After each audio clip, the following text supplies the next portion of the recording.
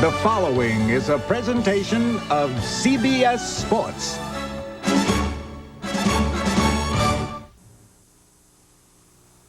Welcome to the Talladega Superspeedway, one of the fastest racetracks in the world. For the past 8 years, Sears has been the proud sponsor of the DieHard 500, where the racing is always exciting. We expect this year's race to be equally as exciting. So to the drivers and the crews, best of luck. Meet Bruce Wayne, also known as Batman. Is it possible there's a driver, there's a car that's faster than the Batmobile? What do you think? No. Yes. Maybe, maybe not. You can say we're of two minds on the subject. Watch out, Batman. Gotham may not have great drivers or fast cars to overtake you, but today, Talladega sure does. Drivers like champion Dale Earnhardt. Dale's car may be faster than the Batmobile. Hey, Batman, watch out for Jeff Gordon. He's so good, Earnhardt calls him the Wonder Boy. Or is it the Boy Wonder? In fact, the relationship between Earnhardt and Gordon may be just like yours and Robin's. You're looking at your new partner. No. How are you gonna stop me? I can stop you. Batman, I can beat you. But as Earnhardt and Gordon battle for the lead, there are also other cars that want to blow by the Batmobile. I'm gonna get you, Batman. Today, you're going down, Batman. Batman, you're history. Today, there's an army of drivers who want to prove they're faster than Earnhardt, faster than Jeff Gordon, faster than Batman. No. Yes. Yes. Yes. I will help you solve the greatest riddle of all. The mother of all riddles. The riddle, who will win the DieHard 500? Hot entrance. Stay tuned.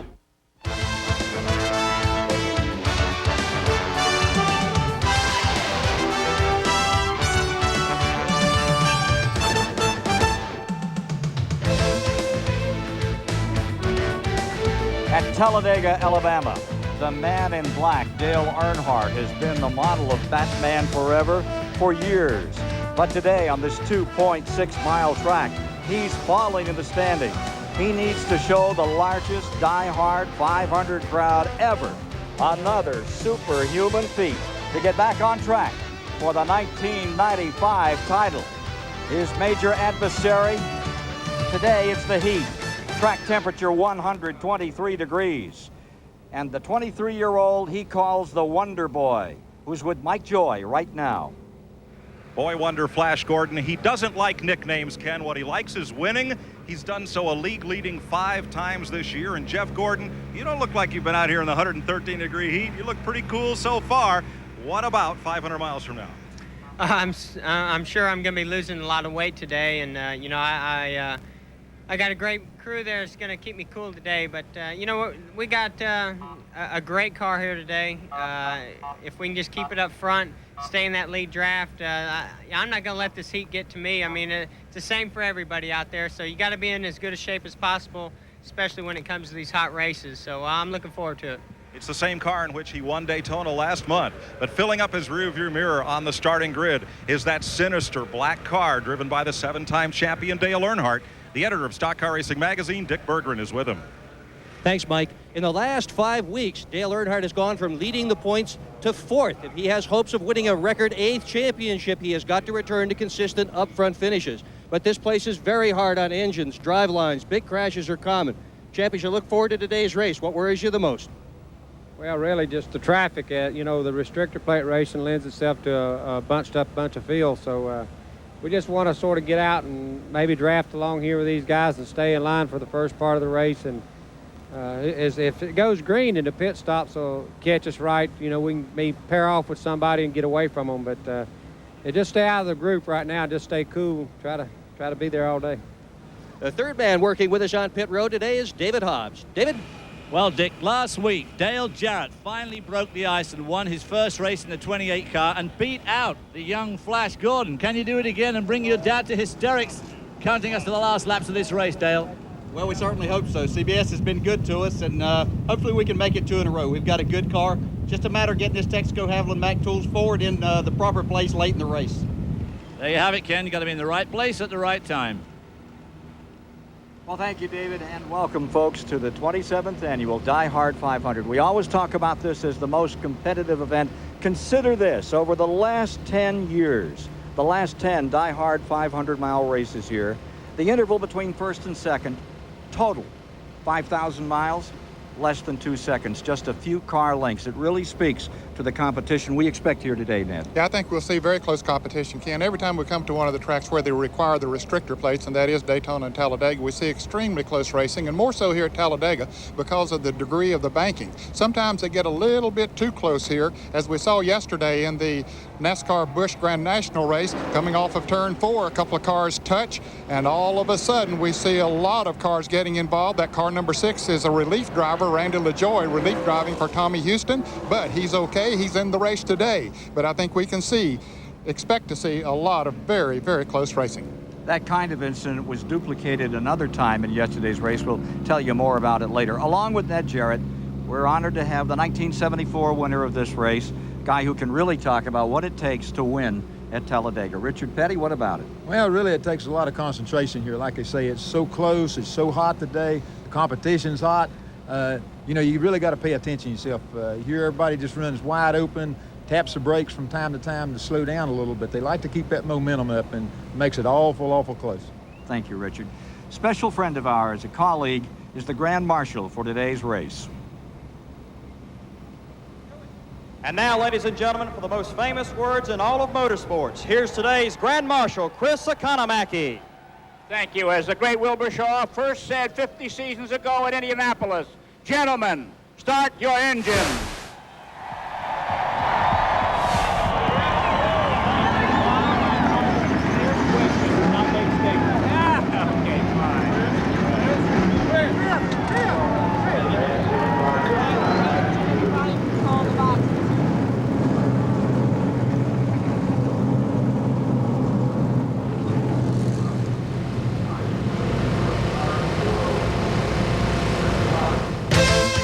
CBS Sports coverage of the DieHard 500 is sponsored by Sears DieHard, the official battery of NASCAR. Ford and your Ford dealer. Have you driven a Ford lately? And by AutoZone, the best parts in auto parts.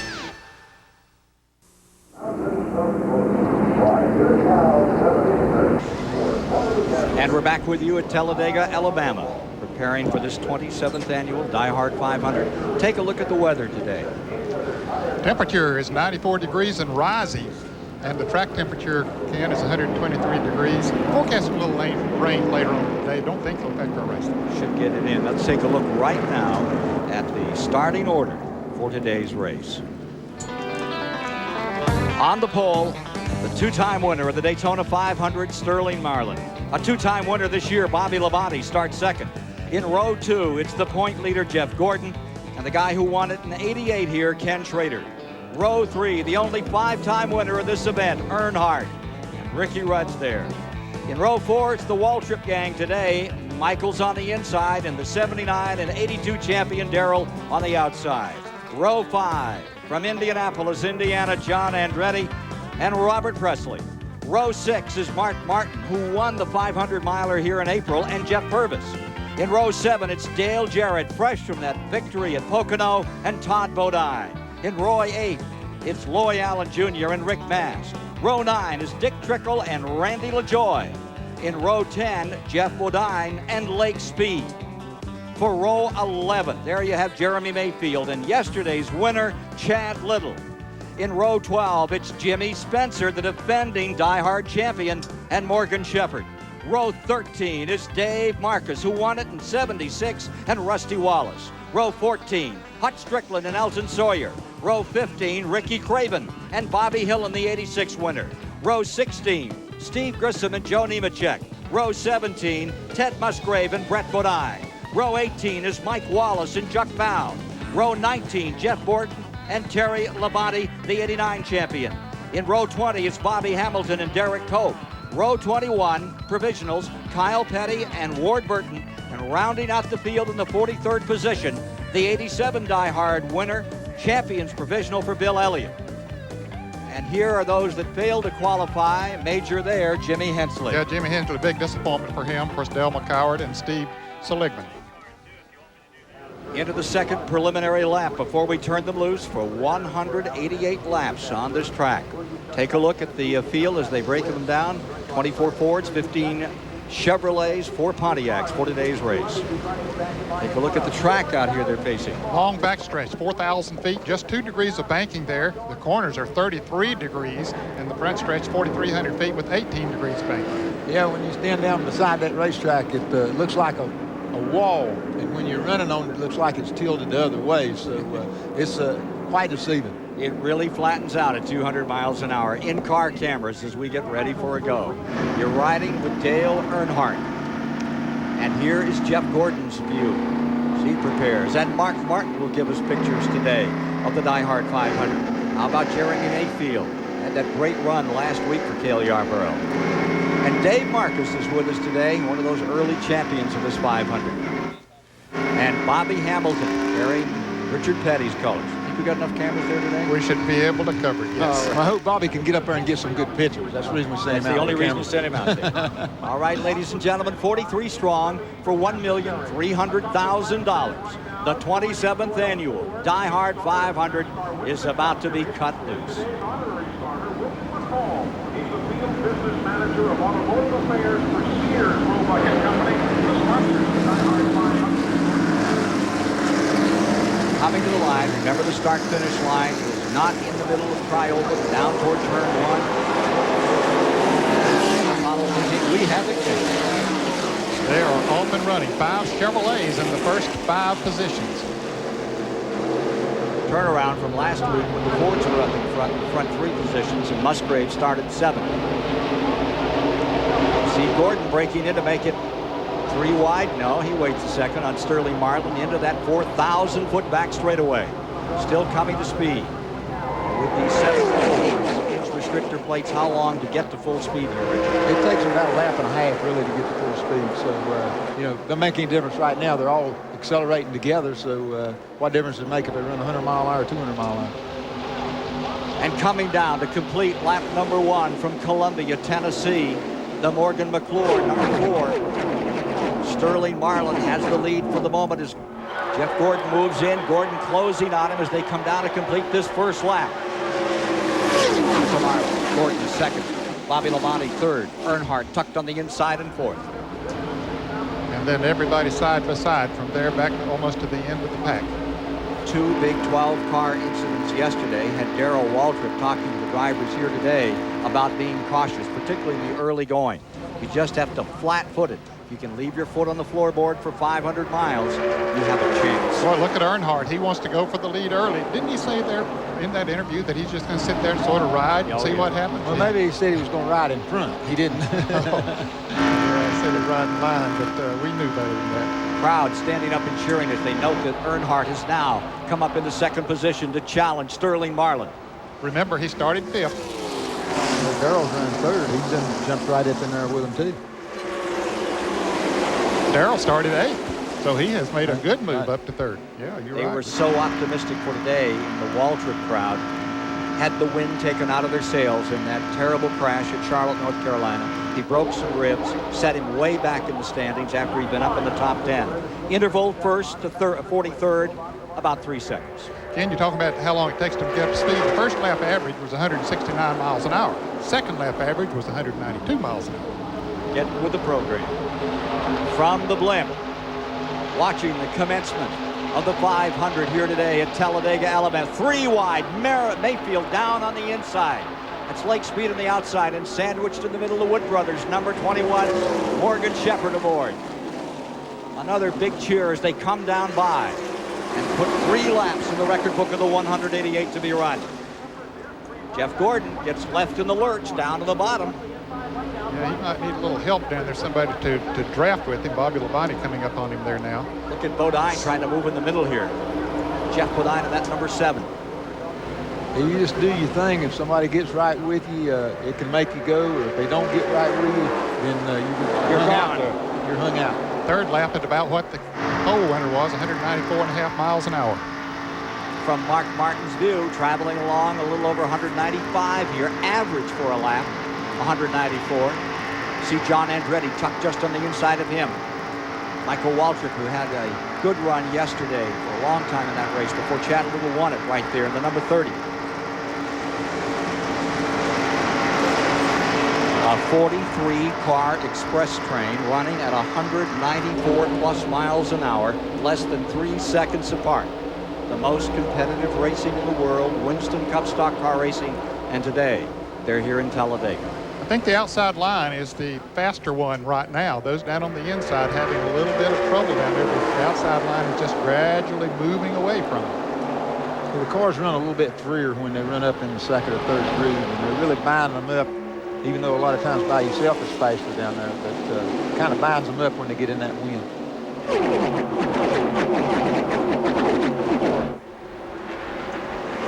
Back to completing 5. Marlin was led from the outset. Sitting on the pole for today's race.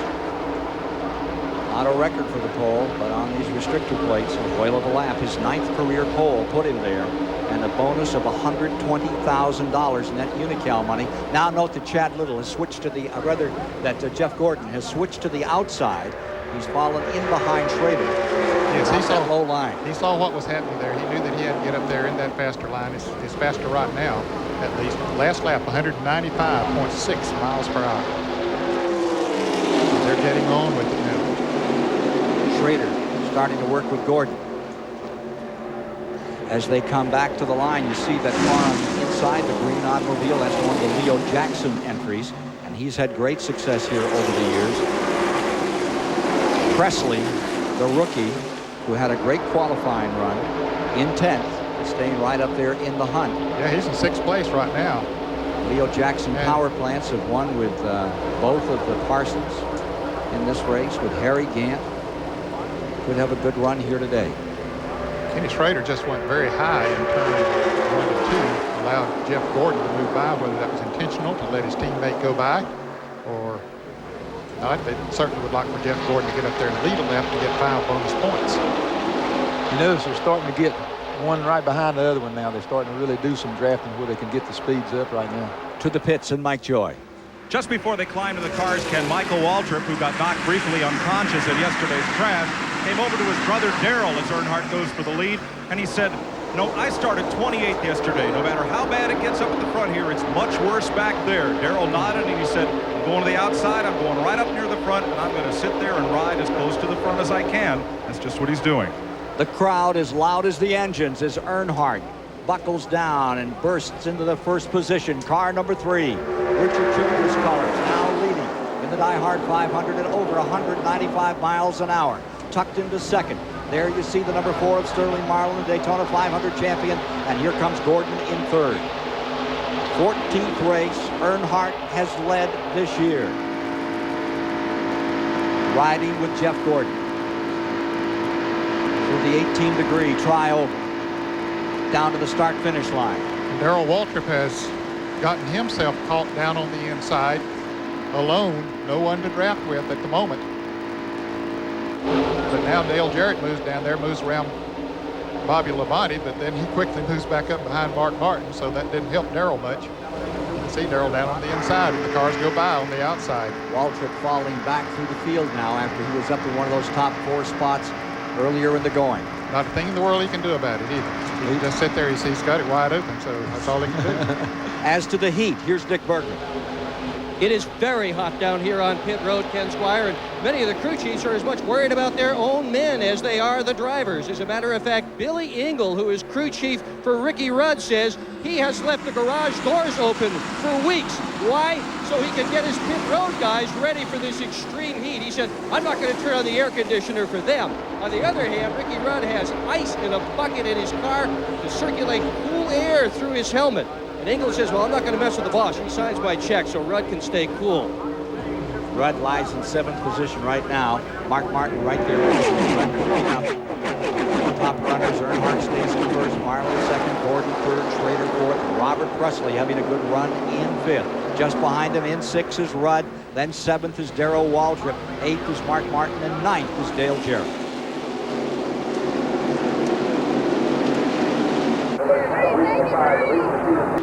Coming back to the line to complete the 12th lap. Everybody up and cheering is Earnhardt, Marlin, Jeff Gordon, Schrader, and Presley come roaring by, and then the rest of the train. Getting a little bit of separation. First lap's just amazing. They have one car pulling onto pit road right now. That is Jeff Bodine. Certainly an unscheduled pit stop for Jeff Bodine. Last time this race was won from the pole was back in '90 when it was done by Earnhardt. Bodine getting 4 tires. We mentioned him into the pits, and he was ailing a little bit this week. Had a kidney stone problem. Let's go to Mike Joy.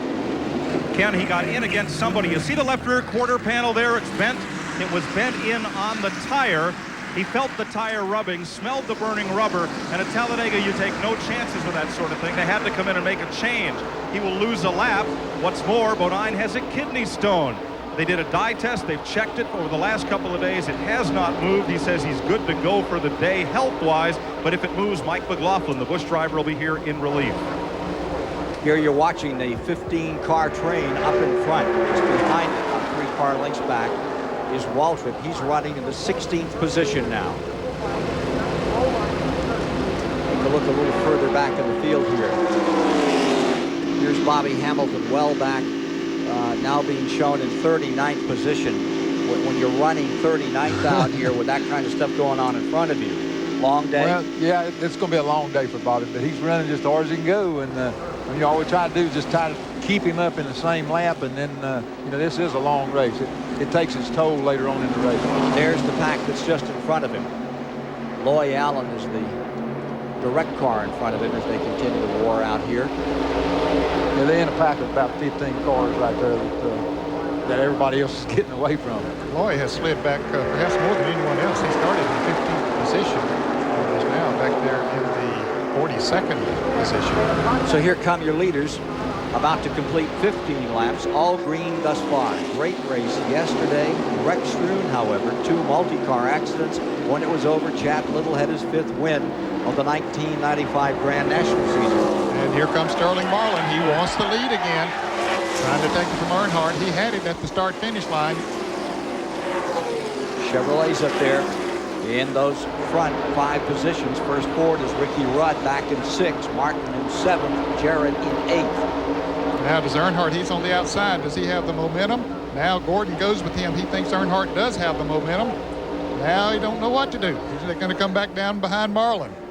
He's confused. Don't blame him. You can get that way, can't you, Richard? Very, very easy. You just have to make a decision and stick with it. And some of them are right, some of them are wrong. Here's Gordon coming on the inside, challenging Earnhardt. With him comes Schrader. Schrader will more than likely follow the 24 car of Jeff Gordon. They are teammates. Those cars owned by the Hendrick Motorsports Organization. What a year they're having. Unbelievable. While they're battling back there, Sterling was able to open up about a 5-car length lead. Last lap at 50.2, and you saw the speed at about 190. Schrader to the inside, Earnhardt outside, and Robert Presley putting the 33 back up there. Change in that 33's administration. Johnny Hayes is leading the UST team. After many, many years of very successful management of that team. Now we're seeing some cars move around a little bit. Drivers trying other positions.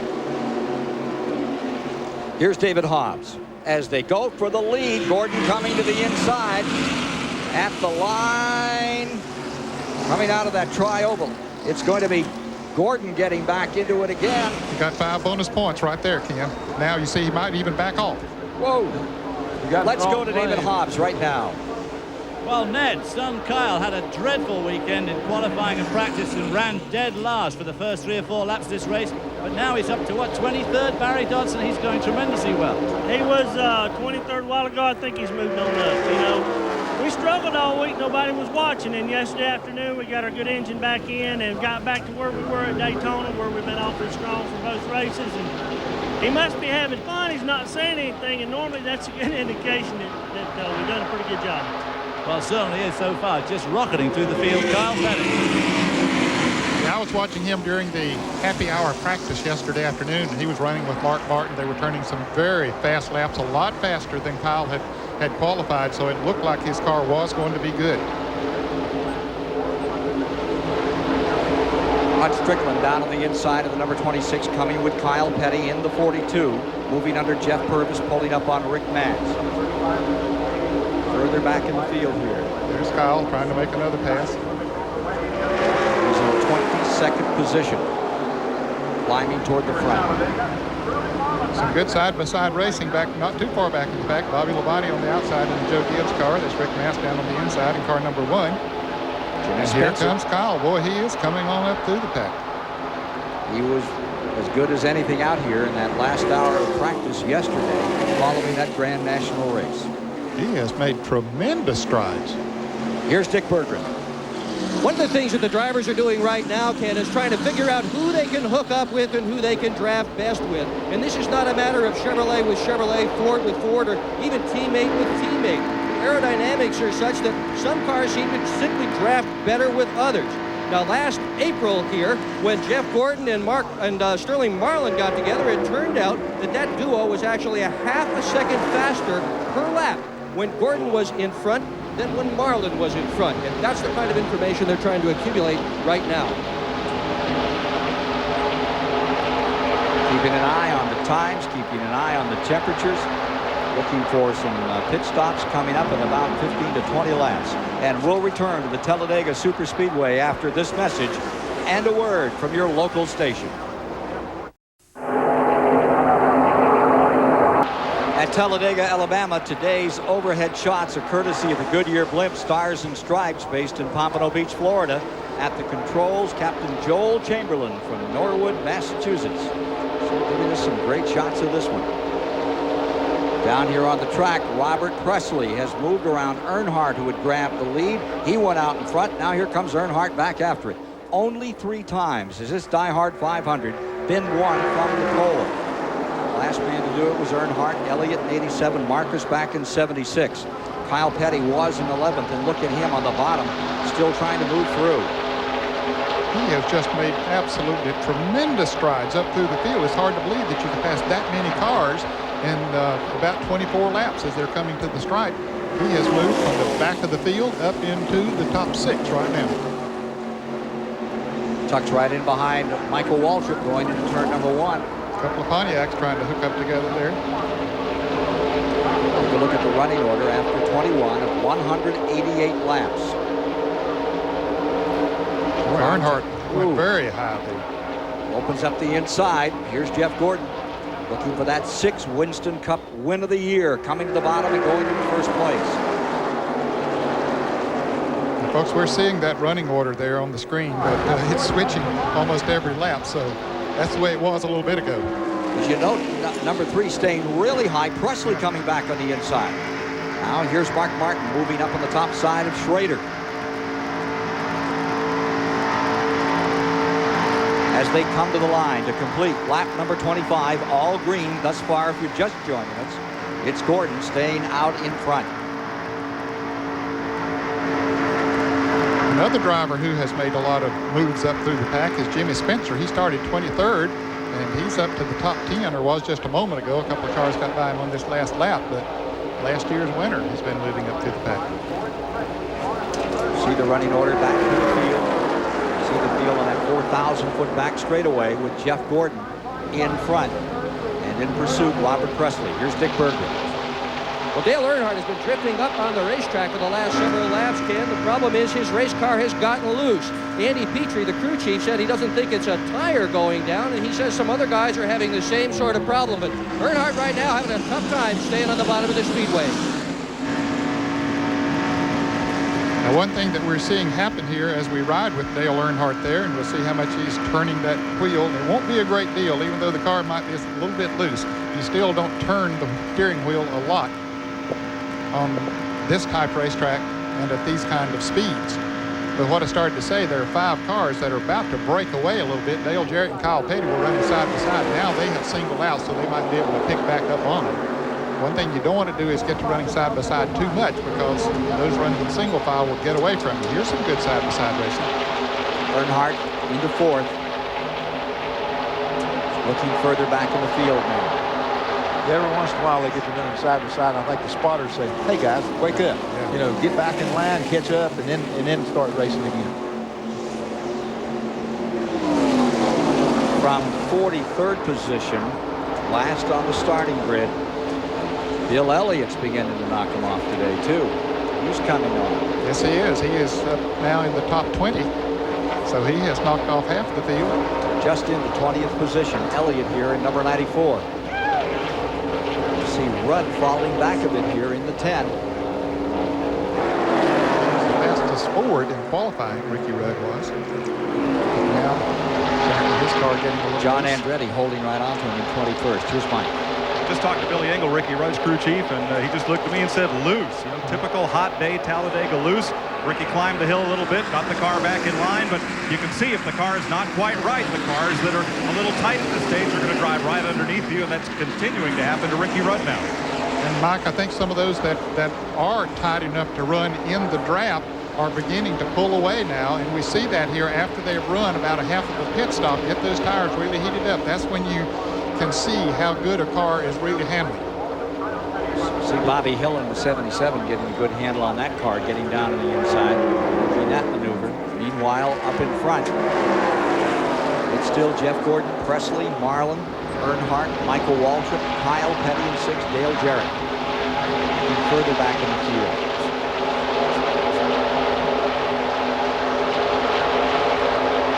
Check in on Jeremy Mayfield out here running in the 24th position. Car number 98. They're in the top 10 at Pocono a week ago in the RCA car. And you can see Jeremy's in a lot of traffic as well. There's a lot of traffic just about everywhere you are on this racetrack. All green thus far as we come to 30 laps this time by. Mayfield has a passenger in there. Yeah, is that the RCA dog? Is that what it is? It changes bark. He won't have any out there, can he, Richard? No, he won't make much noise, that's for sure. About 80 miles complete with 30 laps, 4:20 to go.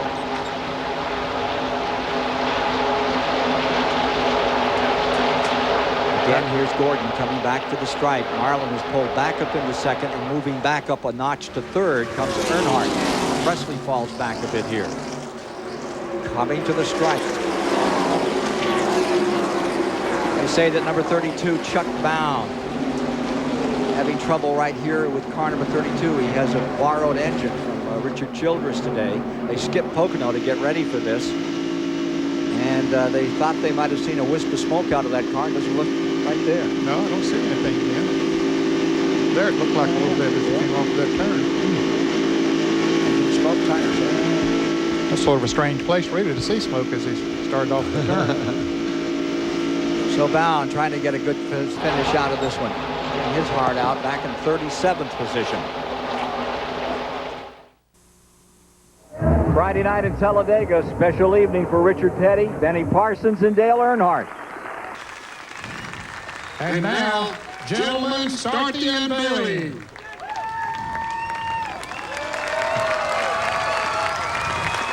Race fans, I present your new 1995 Talladega Texaco Walk of Fame members, Richard Petty, Benny Parsons, and Dale Earnhardt.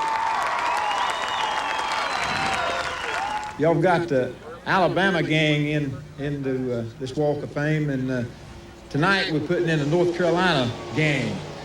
And we really appreciate it. We think it's great, and everybody enjoy themselves at the race. Thank you. Back here live at Talladega. Richard, how many Hall of Fames are you in these days? I don't know. You know, it's just a thrill to go in to any one of them. You know, after driving for all those years and stuff, and then somebody just calls you up and they even know who you are, it makes you feel good. So the Hall of Fame deals are really, really neat. Well, the Carolina contingent's now represented by Earnhardt up there in third spot with Jeff Gordon leading, Sterling Marlin in second. They're working the 35th of 188 laps to be run today in the DieHard 500 in Talladega, Alabama.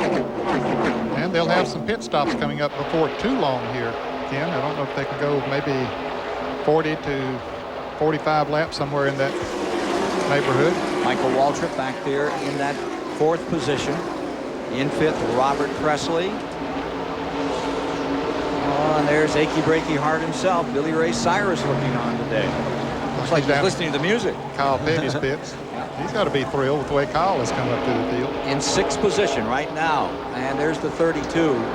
Chuck Bound having problems. Wanted a good run. They took a week off to get ready for this and for Indianapolis upcoming. I guess Bobby wore him out. He kept taking a picture of him and he finally gave up. That's a bad break for the former Grand National champion, trying to get this 32 active racing team back together. Well, for a moment we had 9 cars that had pulled away a little bit, but now those behind them have caught up, and we got about 19. It looks like. Yeah. Let's get to Mike Joy quickly. Again, the fuelers wear the same driver gear, the safety that the drivers do. 3-layer suits, helmet, full fire protection, and a little blower here, a filter and a blower from Chris Raffo on Richard Bostick's helmet, and also that of Chris Dana keeps them with cool air. And I'll tell you, they end up here, even with all this gear on and that fresh air, they're cooler than we are. Is that what you want? We can get you one of those. I'll try it. Dick Berggren. Well, an engine builder will tell you that the thing that makes horsepower is running air through it, and if the engine is unrestricted, this is what the top of the intake manifold looks like. 4 holes are there, 1 3/4 apiece. With these 358 cubic inch engines, you can generate about 710 horses. NASCAR decided, after Bill Elliott cut a 212-mile-an-hour lap here at Talladega, let's choke the engine down. And this is a legal NASCAR restrictor plate. These holes are only 7/8 of an inch diameter. They cut the horsepower down to about 450. Only about 25% as much air flows through the engine with these restrictor plates. Slows the cars down a little bit, but boy, we're running 195 miles an hour today. Not slowing down much. Where they take away, they try to get right back as you watch Kyle Petty working on the inside. Looks like Elliott's car down on the bottom. Yes, Bill Elliott has caught the front pack. And he's coming. He's up to 14th. I tell you, Labonte's right with him there, too. He started right in the back of the racetrack. That's Terry Labonte. He's right back up to the front. They come by, complete 38 laps, 101 miles down, 399 to go. It's been all green thus far, and they're pulling up on Mark Martin. Pulling up on Martin. Mark Martin running in the 9th position. Take a look at the interval right here. There you see Martin. And there's Jeff Bodine. They put him another lap down. When he came out of the pits, when he had to make that unscheduled pit stop, he lost a lap in the pits, but he had nobody to draft with. He's just sitting out there running by himself. So now, unfortunately, now Jeff finds himself 2 laps down. Yeah, he's had such bad luck. And did it Loudon. Had as stout a car as there was up there, the Paul Andrews crew. But got down a couple of laps and just kept on fighting or not. And as we reported earlier, kidney stones, a big issue with him today. There's a big question as to whether or not he would start this race. Again, the running order for you through 37 laps. The big move, Kyle Petty, as he unlimbered that number 42 and just came screaming through the field from out back. And Bill Elliott also. Bill Elliott started absolutely dead last in 43rd position. Kyle was 41st. Terry started, 38th, so they all started right dead in the back and worked their way up in the top 10 anyway. Yeah, Kyle got there first. Here's David Hobbs. Well, I just talked to the crew chief on Bill Elliott's car and asked him how the car was running. He said, real good, pretty tight-lipped as these guys are. And I pointed out to some of the front runners like Jeff Gordon and Dale Earnhardt definitely having trouble with their cars getting loose. And he said, no, the car ain't loose. It's just running real good. And he's pretty happy with how things are going. That's all he would say. So I guess Bill Elliott's a definite threat for this 500-mile race. Indeed he is, and so is that Kyle Petty car. No question about it. And another big surprise out here, Robert Presley for many. Remember, he's running for Rookie of the Year. He's second in those standings by a couple of points to Ricky Craven. Kyle Petty, who won at Dover back in June, however, right now started 37th on the grid finally today. I thought it was 41st when he started 37th at Dover, 41st here today.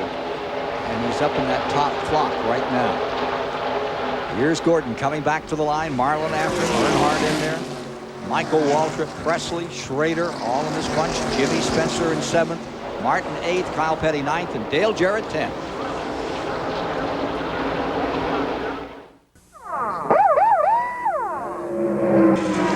Talladega, Alabama, the running of the 27th annual DieHard 500.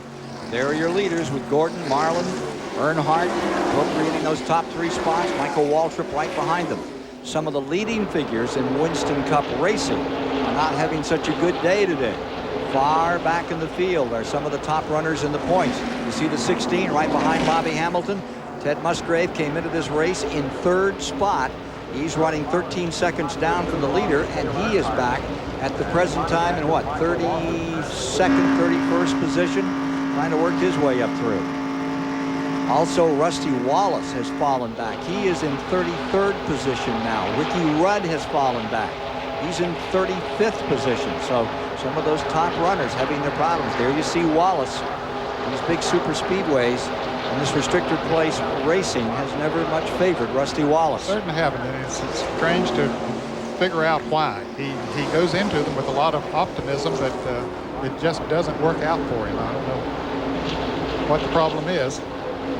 Rusty Wallace can drive these type racetracks. I don't think there's any doubt about that. Back pit side, here's Dick Berggren. Well, the wheeling and dealing on pit road has begun, Ken. Tony Glover and Andy Petrie have just had a conversation and made the decision that they will pit together. When Petrie's car, driven by Dale Earnhardt, comes in, they're going to change the air pressure, bump up the rear spoiler, and try to get rid of the loose condition that car has got. Meanwhile, Steve Neal has been walking down pit road trying to find somebody else to pit with. I think he just found him. He just walked away from Jimmy Maycar and nodded. Mike Joy. Thanks, Dick. Rusty Wallace has been talking to his crew on and off, but only about minor adjustments. A little half a pound more air in the right front, half a pound less in the right rear when they make their change, as Jimmy Spencer is the first of the cars in the lead lap to pit, and Ricky Rudd is due in shortly. Remember, Wallace started way deep in the field, and I think it just wanted to ride there and sort things out before making a move maybe after this round of pit stops, Ken. I don't think there's anything very wrong with Rusty's car.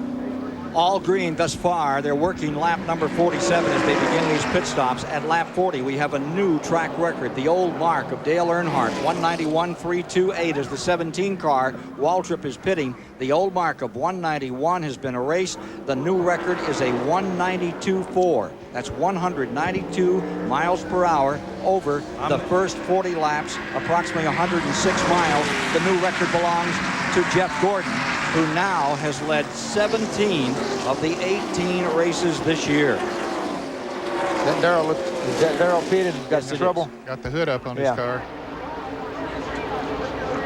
Waltrip had a great start today, ran up in those first laps with the top 5. Now with the hood up. See Bobby Hamilton in as well. You see Musgrave coming in. That's Grissom right behind him. Nemechek is in. We'll see the leaders coming in. And we understand that Jimmy Spencer was too fast on his exit from the pits. He'll have to come back in for a stop and go. Boy, that's going to be expensive. That's a long way down here. Okay, here come the leaders now. The leaders are coming in. All of them. Let's see who stays out. Pick up 5 points. Bobby Hamilton made his pit stop. Spencer coming by. Bodine, Bill Elliott. And Bill Elliott will be the leader. Here's Mike Joy. Scheduled pit stop for Jeff Gordon. Wipe of the windshield. Rick Mast in right behind him.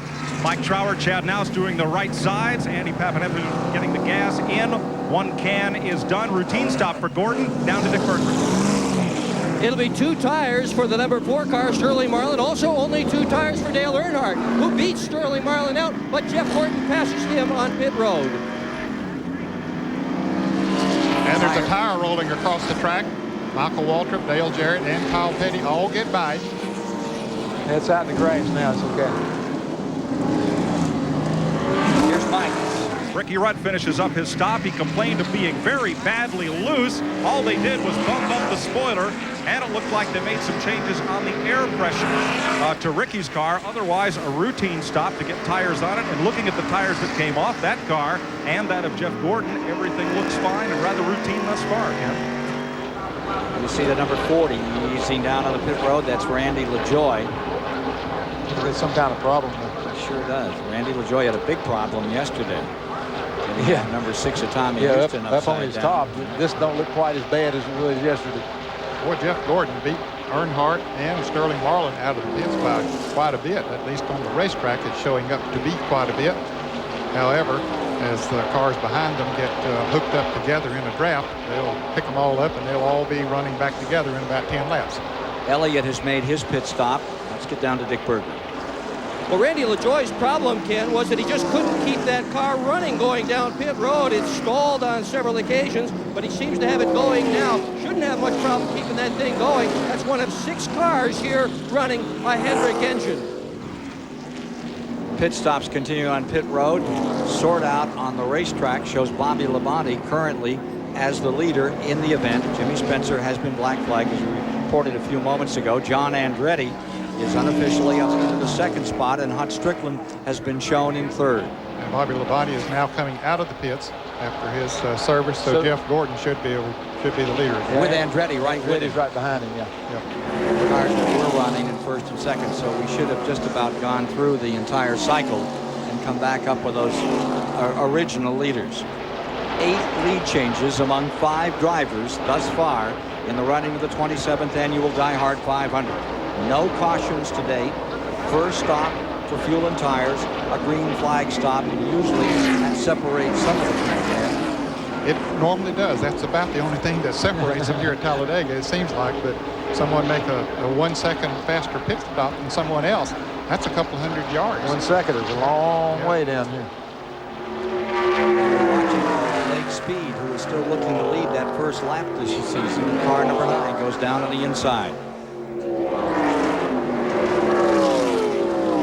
So we now have 50 laps complete, and with this entire cycle completed, this would put Jeff Gordon back in front with Earnhardt in 2nd, Sterling Marlin in 3rd, and here is Jeff Purvis in the 44 car coming in very slowly, set on the pole for yesterday's Grand National race. The Clarksville, Tennessee driver having some problems here. Jeff Purvis in number 44, who had qualified 12th at 193 miles an hour. Eases her down onto the apron of the Talladega Superspeedway.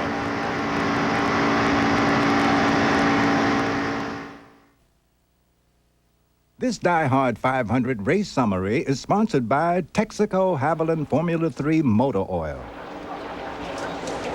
Race summary after they've completed 141 miles, 53 laps, have 9 lead changes, and they're at an average of 189 miles an hour. That includes that green flag pit stop out there. And there's just 1 car out of the race now. And here you see the leaders as they are working the 55th lap with Gordon first.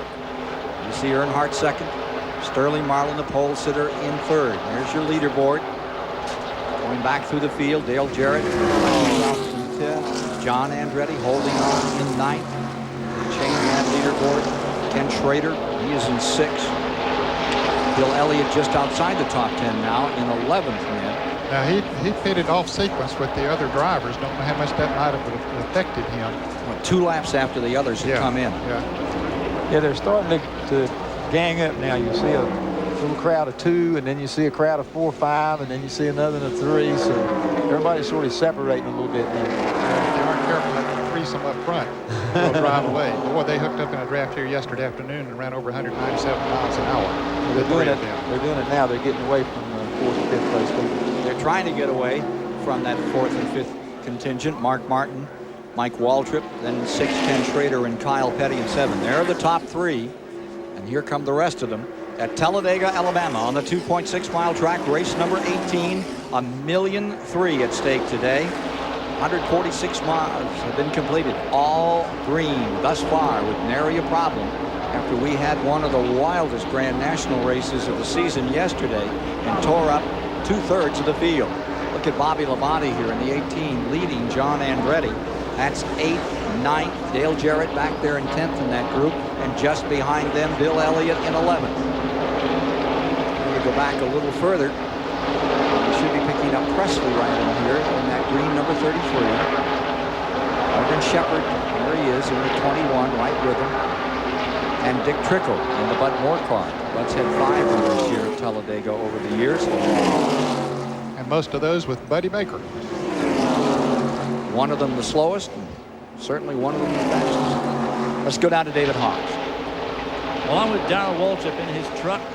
Darrell, going so well. You did what you said you were going to do at the beginning. You went to the outside, you went to the front, and then you gradually slipped back. What happened?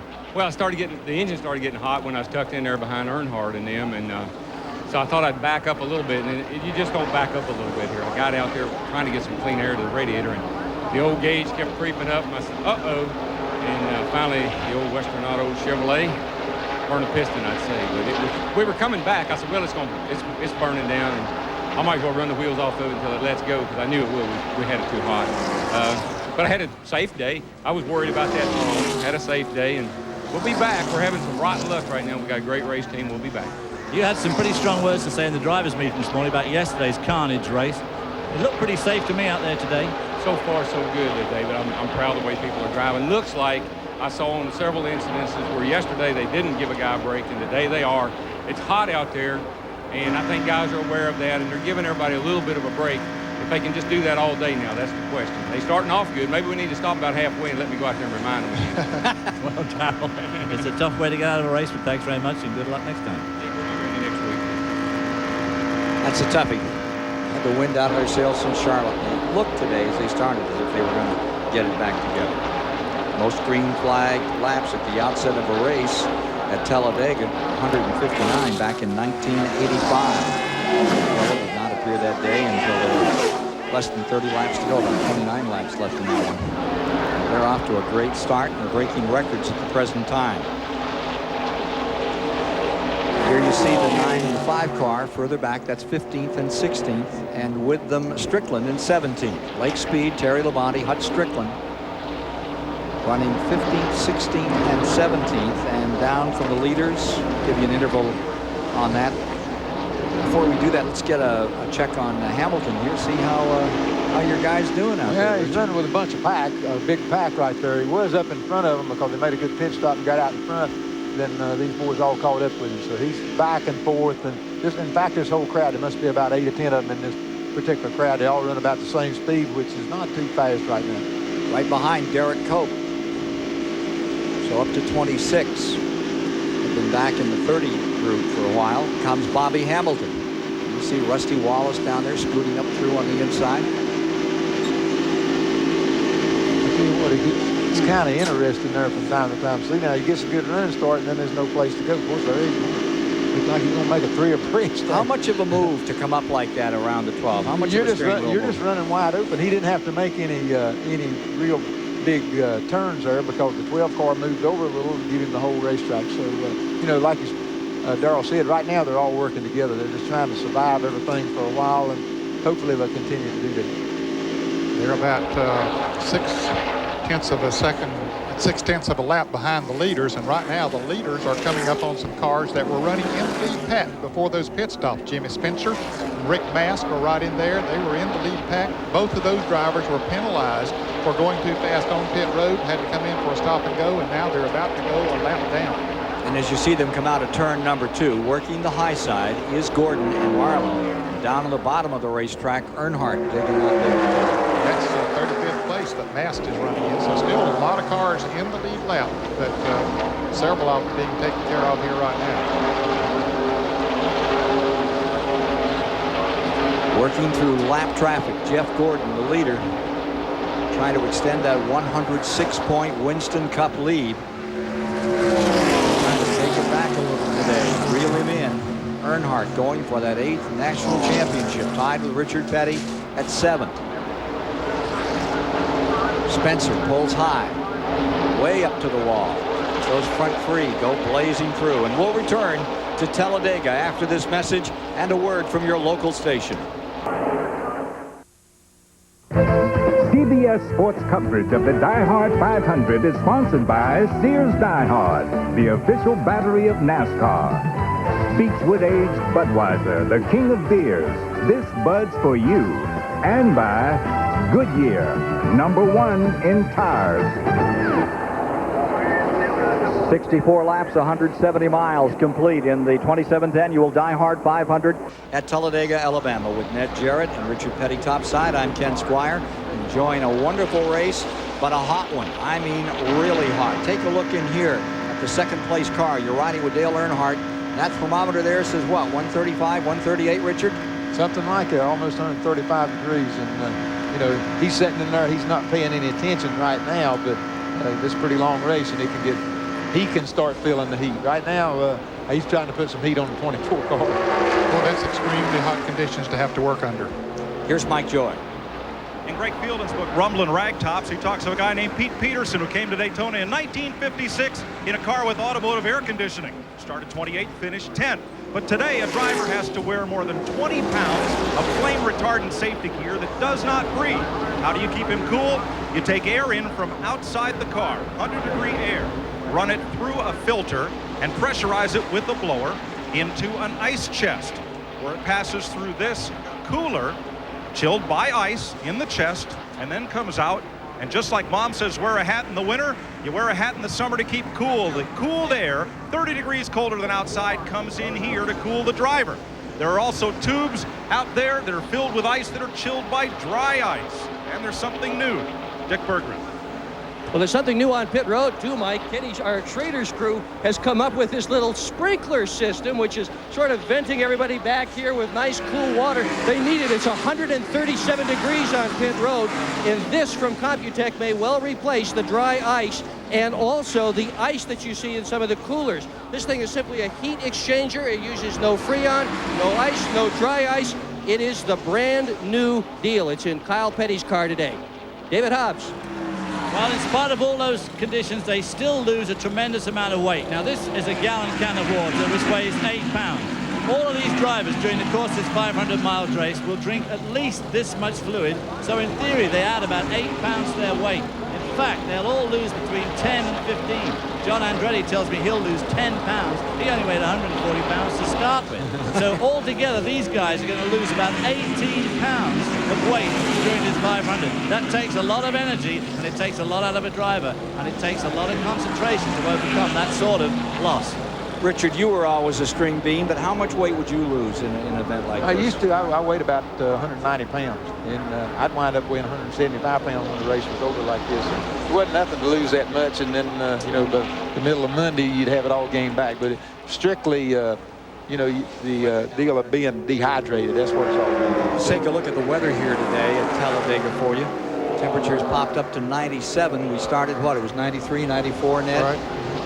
And it's still continuing to rise. Ricky Rudd just had a problem. He slowed his Tide Ford going down into turn 1 down on the inside. Rudd had dropped all the way back to the 25th position.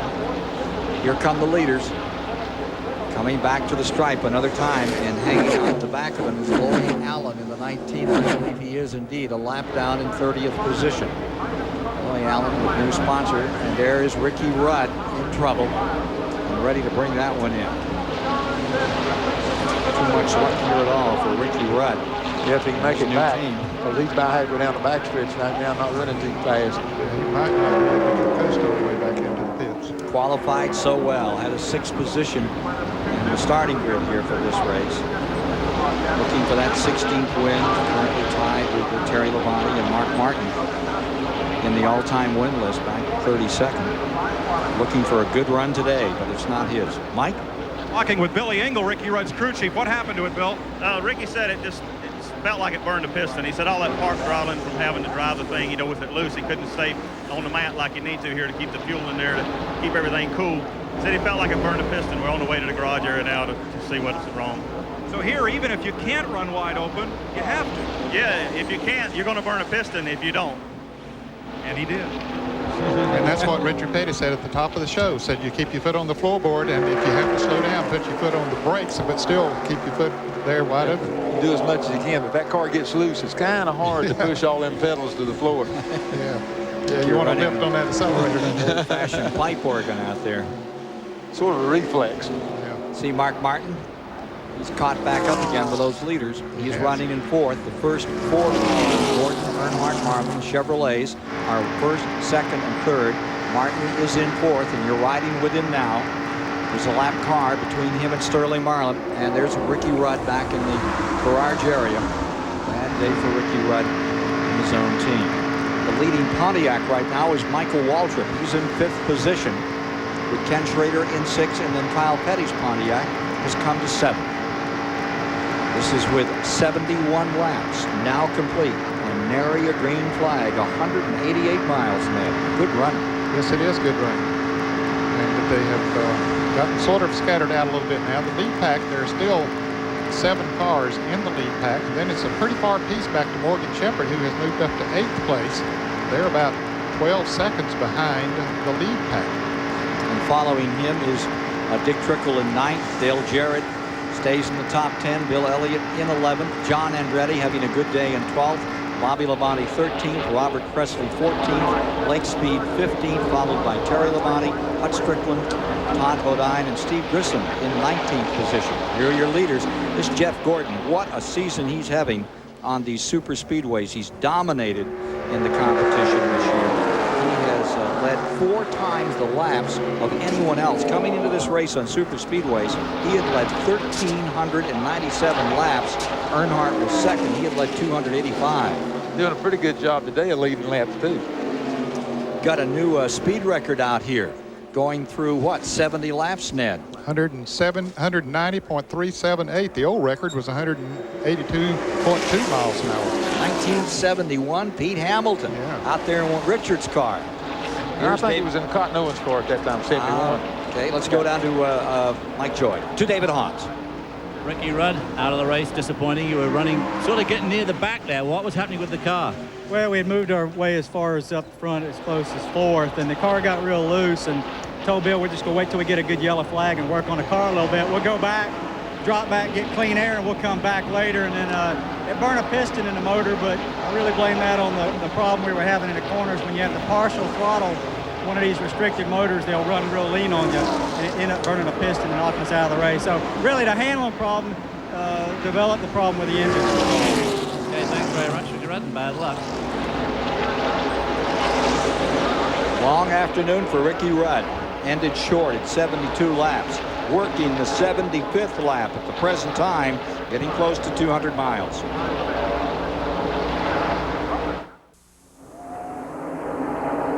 Coming up next, the CBS Sports Show takes you to the Rocky Mountains for coverage of the 14th U.S. Olympic Festival.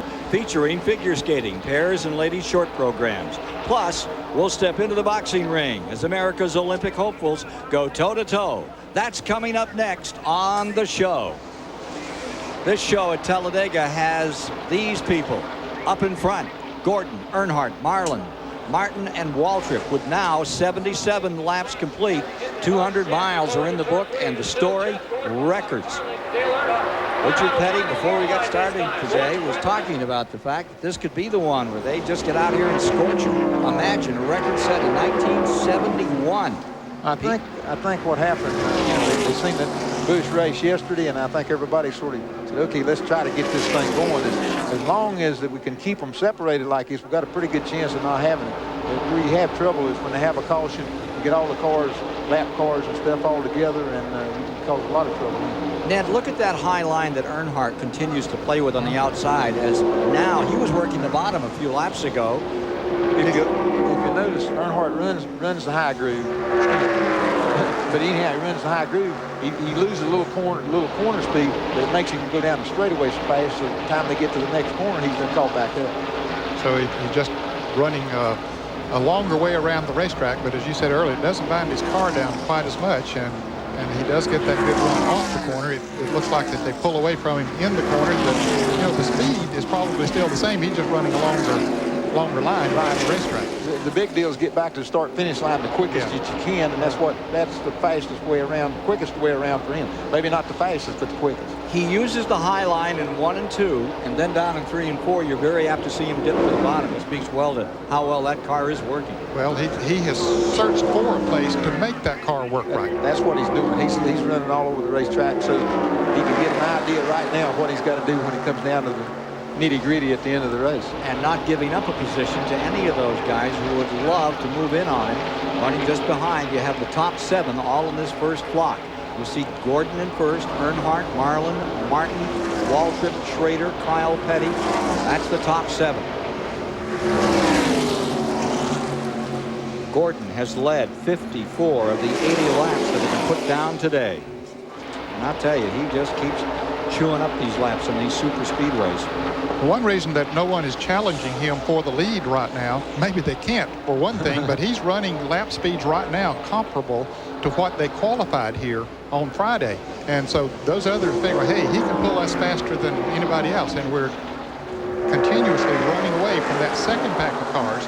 We got about 7 cars up there in the lead pack, but they want to get as far away from that second pack of cars as they possibly can. Yeah, you're right, Ned. We're in the middle of the race. All they're trying to do is make time. The quickest way they can make time is what they're trying to do. Pit stops is what separates them and then at the end of the race. But right now, all they're trying to do is get a far ahead of everybody else that they can. Earnhardt in that second position, riding with him there as he closes back in on Gordon. Here's Dick Berger.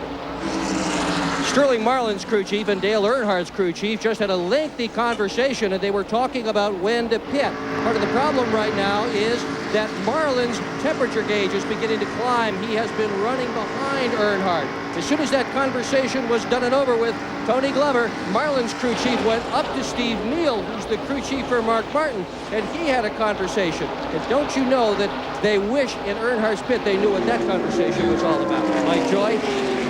Well, I'm with Ray Evernham. He's Jeff Gordon's crew chief. And, well, you're pitting up here in Tennessee. Everybody else is down in L.A., Lower Alabama, and they're trying to cut a deal on when to pit. But you're not talking to anybody about a deal, are you? Well, you know, you can't be like everybody else if you want to beat everybody else. So we just thought we'd try a little bit different strategy today. And run your own race? Well, kind of. You know, I don't know that we're going to get everybody to work with us because they got to try and beat us, but we just felt like we might be able to gain a little more momentum down here under the green. And right now they like having their car out front and out of the way of anything that might happen. Working lap number 83, Morgan Shepherd in the 21 car, running back in what, 17th position? A little better. Morgan is running in 8th position, 18 seconds back. If you notice those leaders with Elliott. If you notice what Ray said there, they're pitting up the pit lane so that when he comes across the start-finish line here, he's already up to speed a little bit more. Earnhardt and them's pitting down here. They're real slow there. So it takes a long time to get these things wound up. So they're trying a little bit different strategy from that standpoint. 8th and 9th are on your screen. Shepard and Elliott at the present time, with Bobby Labonte in 10th, Dale Jarrett back to 11th, Presley 12th, and Dick Trickle 13th. John Andretti 14th. Give 15th to Lake Speed at the present time. And again, they're 18 seconds back from that lead pack of 7. Gordon, Earnhardt, Marlin, Martin, Waltrip. And losing about a half a second a lap to the leaders.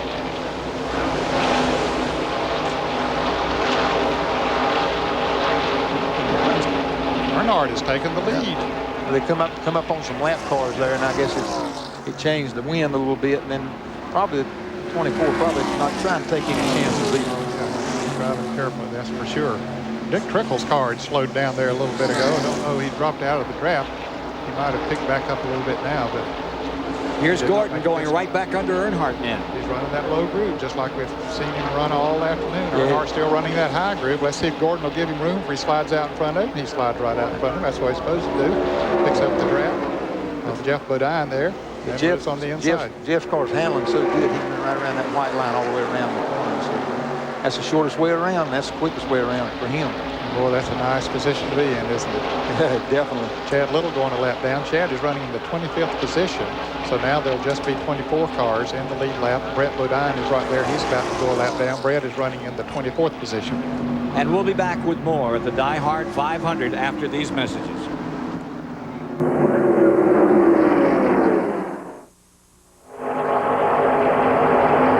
Providing today's shots from above, Goodyear Blimp Stars and Stripes. The Goodyear Blimps are in their 4th decade of live sports coverage. And it's flying over Talladega, Alabama in the DieHard 500, where right now 23-year-old Jeff Gordon, in search of his 6th win of the season, is just barely out in front. And it's been a war between the 3 and the 4 in the past couple of laps, side by side. For the moment, Earnhardt is back there into 2nd place. And the Chevrolets have cleared the podium, top 3 positions. Moving up is Mark Martin. He is into 4th. Mike Waltrip in 5th. Schrader in 6th. Kyle Petty in 7th. And they're getting very, very close to lapping a couple of the key players in this race now. Ted Musgrave and Rusty Wallace are both just less than 4 seconds from going a lap down. I think this group goes up to the 18th 18th position. Just saw that group as they come through the 18-degree tri-oval here at Talladega. And here come those leaders. As Jeff Gordon keeps on moving. 4th straight finish of second or better was a week ago. Looks like he's about to extend that with the run he's making today, but it's still early in the going. Oh, yes. 89 laps are now complete. That gets us to 236 miles. So we're moving in on halfway. Here's Marlin back to the inside another time. Earnhardt takes that high groove, so Marlin comes on the inside. Mark Martin just sitting there right behind him, trying to figure out which way he wants to go as Bobby Hamilton now goes a lap down. He was running 23rd. And there'd be a number of other. Musgrave about to go a lap down. Even the 16 car moves down to the inside, lets the leaders go by. Bobby Hillin getting caught up now. 77 car. Bobby Hamilton's rear view as Kyle Petty moves down in that 7th position and drives beneath him.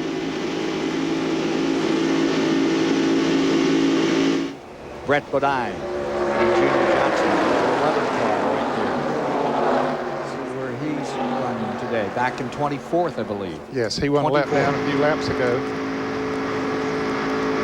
Rusty Wallace just about to go a lap down. Getting a little crowded right there, isn't it? Yes, it is. Very crowded. This is where Earnhardt so many times can pay off. He loves to run in traffic, and here he is. Wallace on the inside, Earnhardt in the middle, just in front of him. As they come along, Todd Bodine up on the outside, and that's Mike Wallace on the bottom at 190 miles an hour, switching positions. And here comes Earnhardt looking for the lead again. Do they have at 190 miles per hour? Gordon in the box. Yeah, Bodine's been in front of him for the last couple of laps, kind of slowing him up. At average speed, it's picked up to over 191 miles an hour. Looks like we've broken another record here today. Yeah, Davey Allison now had the record at 178 miles an hour back in 1991. Let's go to Dick Berggren. Ken, as we get ready for the next round of pit stops, let's take a look at an earlier Jeff Gordon pit stop from an earlier race. So we're going to slow it way down for you so you can see what it looks like in slow motion. Now, they're only allowed 7 men over pit wall, and you can see the shadows of the 7 men. They're getting ready to go over. Gordon comes in now on the right side. The jack man, Barry Buse, he has got the jack under the car. Nick Trow and Sean Parker hit the right side tires, while on the left, Tim Smith loosens the left side tires. Muse is going to cross over the front of the car. Here he comes with the jack to get the left side up.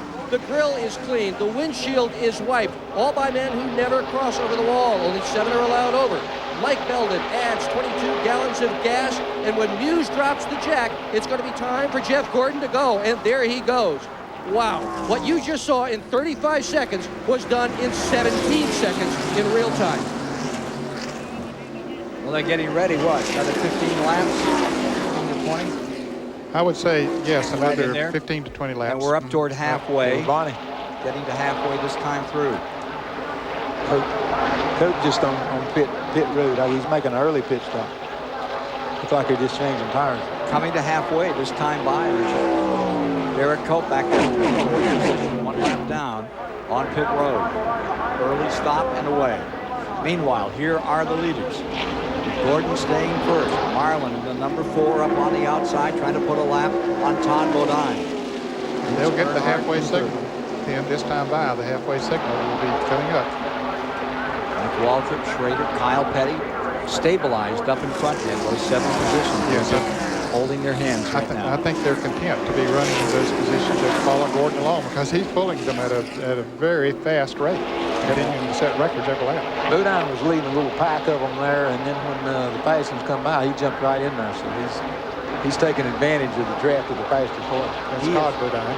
Todd Bodine running in 18th position, 1 lap down. Lap on Nemechek. 4,000-foot back straightaway. Pretty easy getting into that third turn. Well, yeah, it's not that bad. This whole track is so wide that, you know, if the car's not handling real good, you can just use more of the racetrack, but then still run wide open. It's fairly smooth at this speed.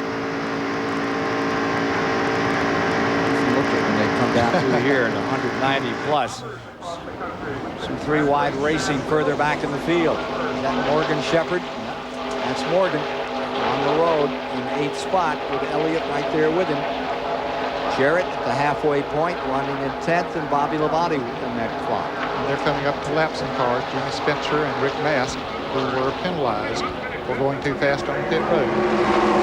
So halfway through it, and still nary a sign of a caution flag in this race, and it's a dandy for the lead, and they're breaking all kinds of records.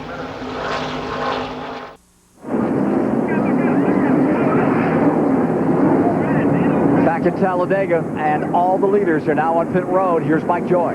Very congested under the green flag, Ken, and it looks like right side tires for Sterling Marlin, Dale Earnhardt, Mark Martin, and Michael Waltrip. They're all pitted here nose to tail with one opening among the 4 pits. Waltrip will get 4 tires, so will Mark Martin. Dale Earnhardt getting 4. It looks like Marlin will get only 2. He's away, then Earnhardt, then Martin, and finally Waltrip. Leaders all coming out. Gordon leading them out, followed by Marlin. Here is the Earnhardt car. Martin coming out. Kyle Petty in between Kyle and Martin. Comes Bobby Hillen and Brett Bodine. They're a lap down. Schrader is back out. Grissom, Nemechek has made his pit stop. Dick Trickle as well, back underway. Still not a caution in the race as we work toward 100 laps, 266 miles. Morgan Shepherd inherits first place. And now he and that group of cars he was running with, Bobby Labonte, Dale Jarrett, and Bill Elliott, they're all coming into the pits. Yeah, they're all trying to pit together so they can get out together, because if you miss that draft, you get in another draft. We have 19 cars running in the lead lap, now 18, and the car that's just on the tail end is Loy Allen. Looks like he ran out of fuel out there. Evidently. Here's Dick Berggren. Dale Jarrett has just come into pit road, and this worked as expected. He tried to pit with Bobby Labonte. In fact, did pit with Bobby Labonte. Jarrett has to swing real wide to get by Randy LaJoie, whose car had stalled on pit road. Saw Bobby Hamilton just coming out. He had run that car all the way lean and had to coast in. Went down another lap. Car 43, he's back underway. Must have caught him running too fast on pit road because he come back in and made another pit stop. That's what happened. He got caught coming out a little too quick. So Gordon has taken the lead back once again with Sterling Marlin still second and Earnhardt third after this round of pit stops. Martin fourth, Kyle Petty up to fifth, and Mike Waltrip falls to sixth. We've completed 99 laps at the DieHard 500. 27th go here on this 2.6 mile track, and the story has been Gordon versus Earnhardt, with Sterling Marlin up there to mix it with him from the outset. Gordon once again on the green flag pit stop got an advantage over the others. He got out fast and had a good run going as he came out of the pits, as Ricky Petty had pointed out earlier, but the others will hook up together in a draft and they'll run him down pretty quick. Let's take a look at our Goodyear race summary now as we come to 100 laps. Give you the halfway look of the race after 261 miles have been completed. 5 different leaders, and lead changes stay at 11. Not that many. It's still a good race. It's been a good race. It's just been so fast and no cautions. And there you see the 3 retirees: Waltrip, Purvis, Rudd, and all 3 from the same Mallet. And the car number 19 that we saw coasting around there a moment ago, I saw him pull into the garage area as well. Of course, that would be Loy Allen. 29 picks up a penalty for coming on the pit road just a tad too quickly. And Steve Grissom is going to have to come in and out again. Riding with Dave Marcus there. Dave is being shown in the 31st position, 2 laps down. And back out. With 101 on the board, Marcus back underway. We pretty much cleared pit road for a second time with green flag stops here at Talladega, Alabama. The record book is taking a hard right to the head. Boy, are they clearing that one out by big bounds in lead this afternoon. Meanwhile, Gordon stays first and Marlin holds on to that second position. Here's another one for you. At lap 100, 266 miles. The old record, 1977, Donnie Allison there. The new record stands at 189.3. The old record, they're 10 miles an hour over the old record. 12 miles, almost 12 miles an hour faster than the old record. 77.8. Speeds it there. Of course, that was back before restrictor plate days in 77, but a lot has happened since then in the aerodynamics of the cars and all of those kind of things. And then, of course, with no cautions, that makes it Top four coming by, still here waiting on each other. Looks like we're in for a great finish again today at Talladega. Maybe a little early to be saying that, but hey, in a couple of weeks here on CBS, out to one of the grand old events in American motorcycle racing, Peoria, Illinois. The American Motorcycle Association is there. If you haven't seen that TT event with that half-mile feel to it, that big jump, pretty dramatic stuff, and all the top riders are going to be there. And of course, coming up at the end of the season, we'll take you down to Miami. Jiffy Lube Miami 300 is the last grand national race of the year at the new Homestead Motor Complex just outside of Miami. That mile-and-a-half track, we're going to start doing some tire testing there on August 8th. Chad Little headed down there. And we look forward to bringing that event to you on CBS this fall. Here are your top four. 3 Chevys and a Ford continue to dominate this race. Gordon, Marlin, Earnhardt, Martin up in front, Kyle Petty, and here comes Trickle, showing a little smoke. Slow roller here. I think Dick might have had an overheating. I mentioned that he had dropped back. He just dropped back behind the pack that he was running with, but now he's definitely off the pace. It doesn't look like if the engine is running. If so, not very good. 276 miles down. That was the 104th lap if you're marking it when Dick Trickle seems to be getting in trouble and may be retiring from this event. Like another engine gone sour. Now here you see Morgan Shepherd. Still very much in this race. Back in the 10th position. Elliott's in there with him still. Cherry Labonte, Presley. Actually, right now, Ken, I've had the clock on Jeff Gordon for a couple of laps and Morgan Shepherd. Shepherd is pulling that group at almost the same speed as Jeff Gordon is running up there. Before, I mentioned that they were getting beat by about a half a second a lap, but right now they're running up there with them.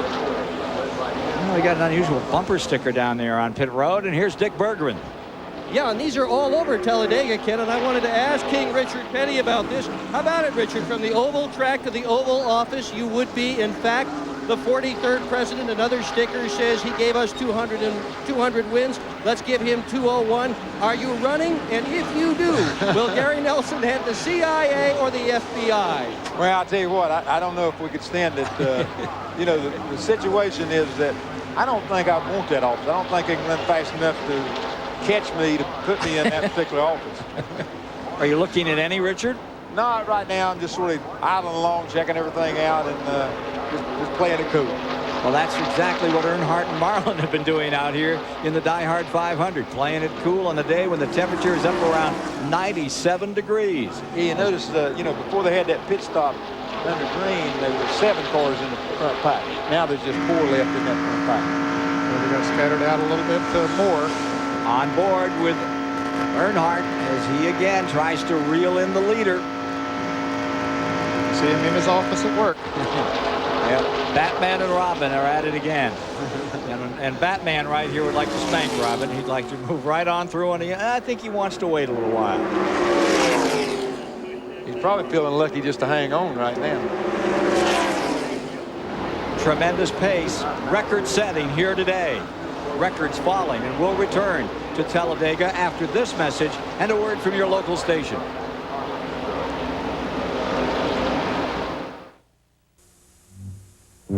It's Hyperman, a new sponsor of the car driven by Dave Marcus. I'm on the trail of a big green thug.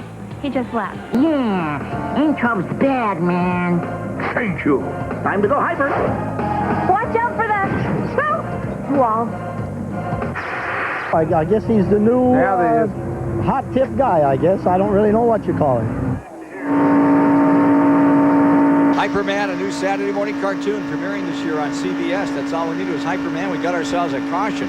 First yellow today has just come out. This at lap 110. Don't believe it's major. You guys catch anything around here? Ride with Dave Marcus for just a moment, and I think we've got a piece of something down here on the racetrack. It could be right in front of us. There is small piece of debris down here. It looked to me like maybe a piece of tape. It could be worse. It could be a piece of metal. So the caution is out for the first time today.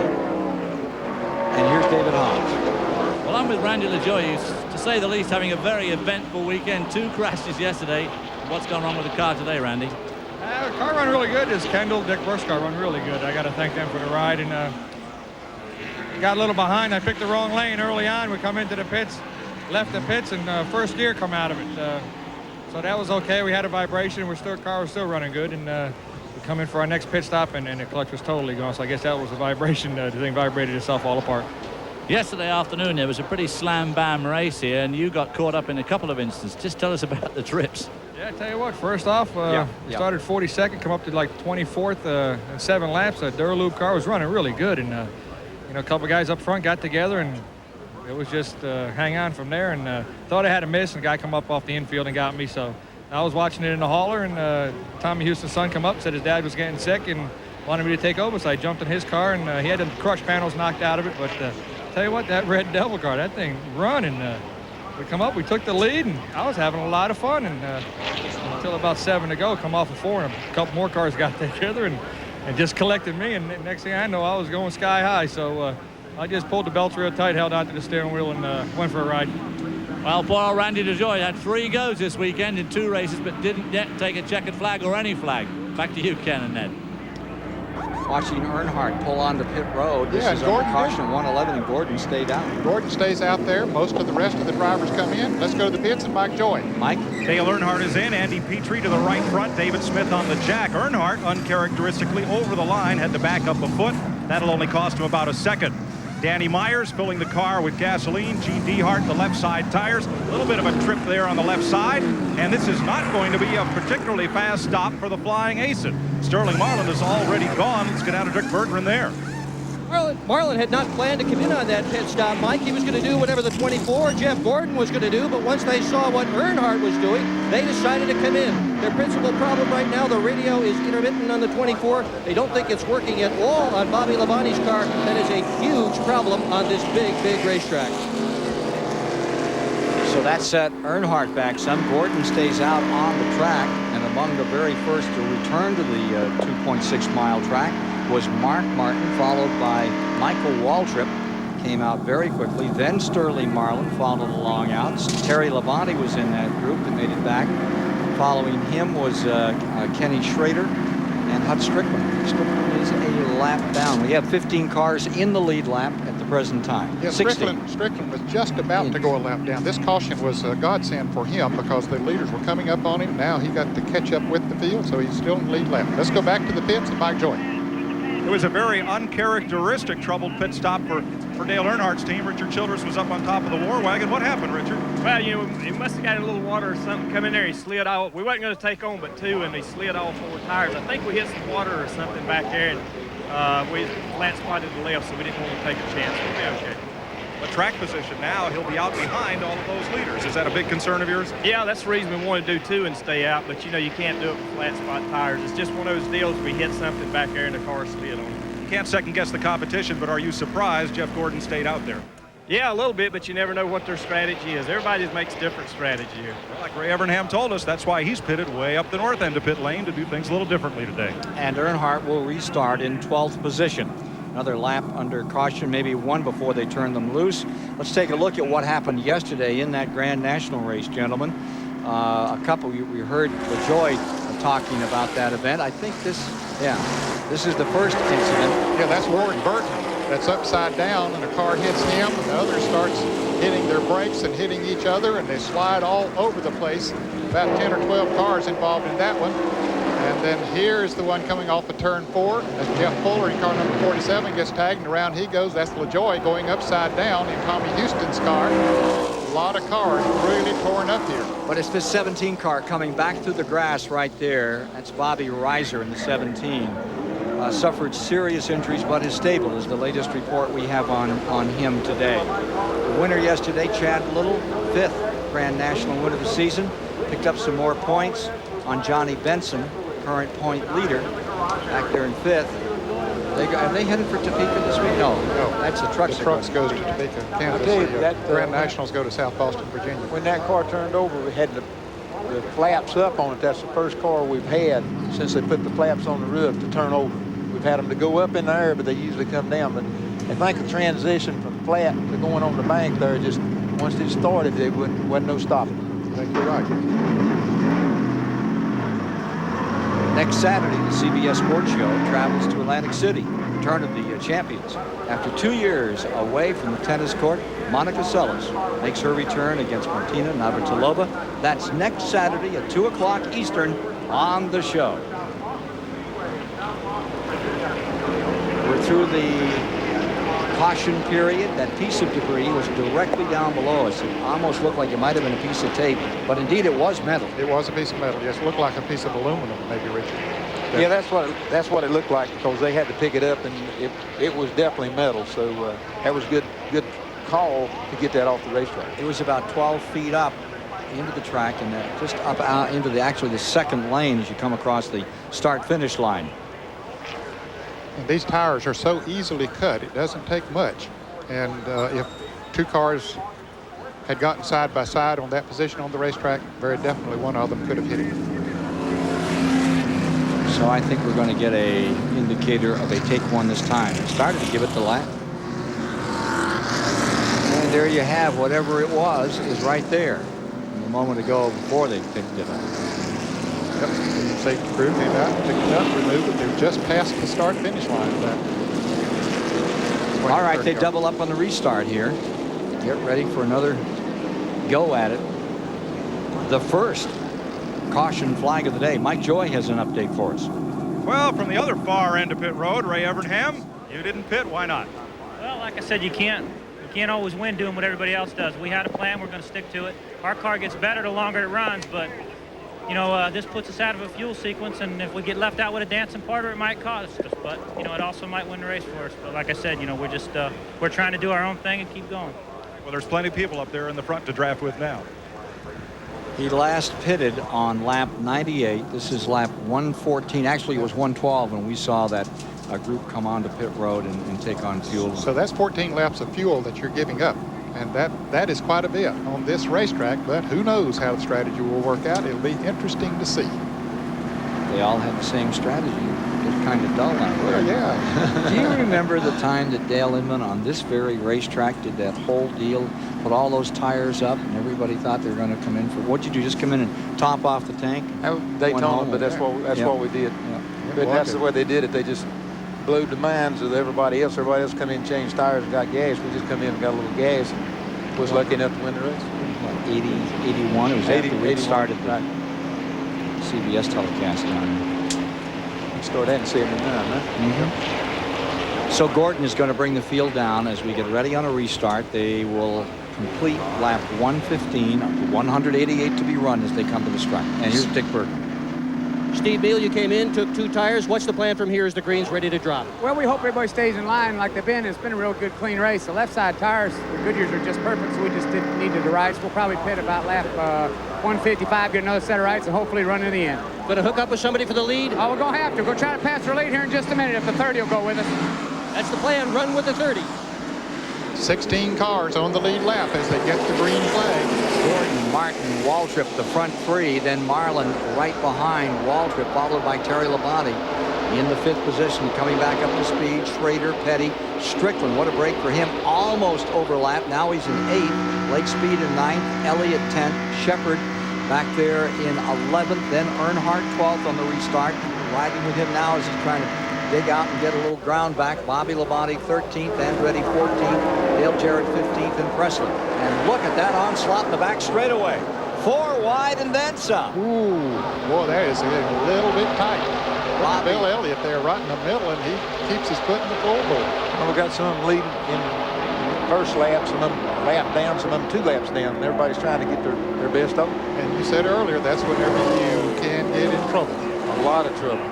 Bobby Labonte making that big move to get under Earnhardt, and look at Mark Martin, he's got a dancing partner in the 30. They've worked something out. They try to close in. Now the 30 fades up a little on that corner. They came right down bumper to bumper, closing on Gordon. And then the 30 got tangled up with the Ford here, and he's falling back a bit. As you watch the field headed in the back straightaway, the 4 on the outside and 30 on the inside remain side by side down the backstretch. In third, Mark Martin coming after Jeff Gordon. Ford against a Chevy up in front in the DieHard 500. This for third. Michael Waltrip still looking for that first Winston Cup win on the inside. Beside him, Sterling Marlin. And here comes Martin for the first time. Ford has only led 2 laps.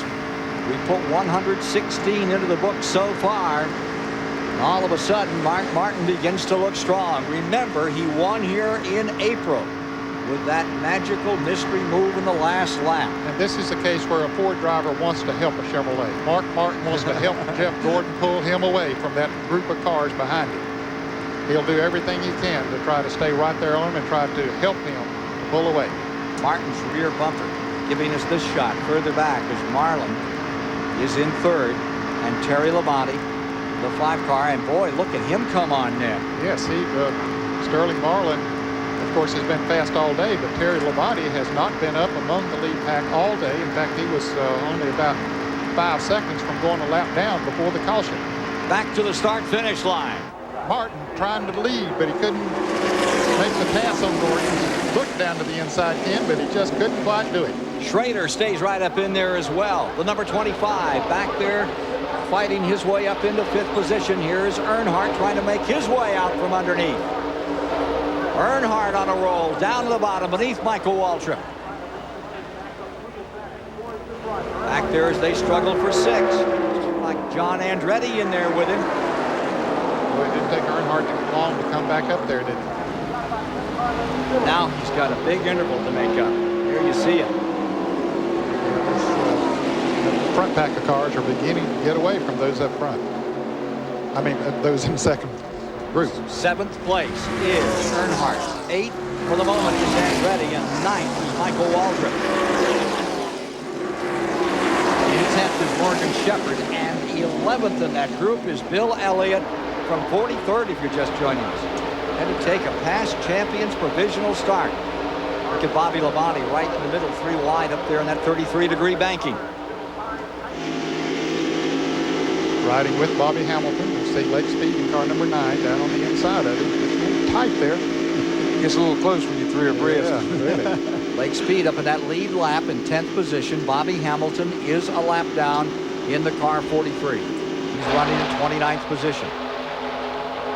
Leaders coming by, and there you see that interval back to Earnhardt.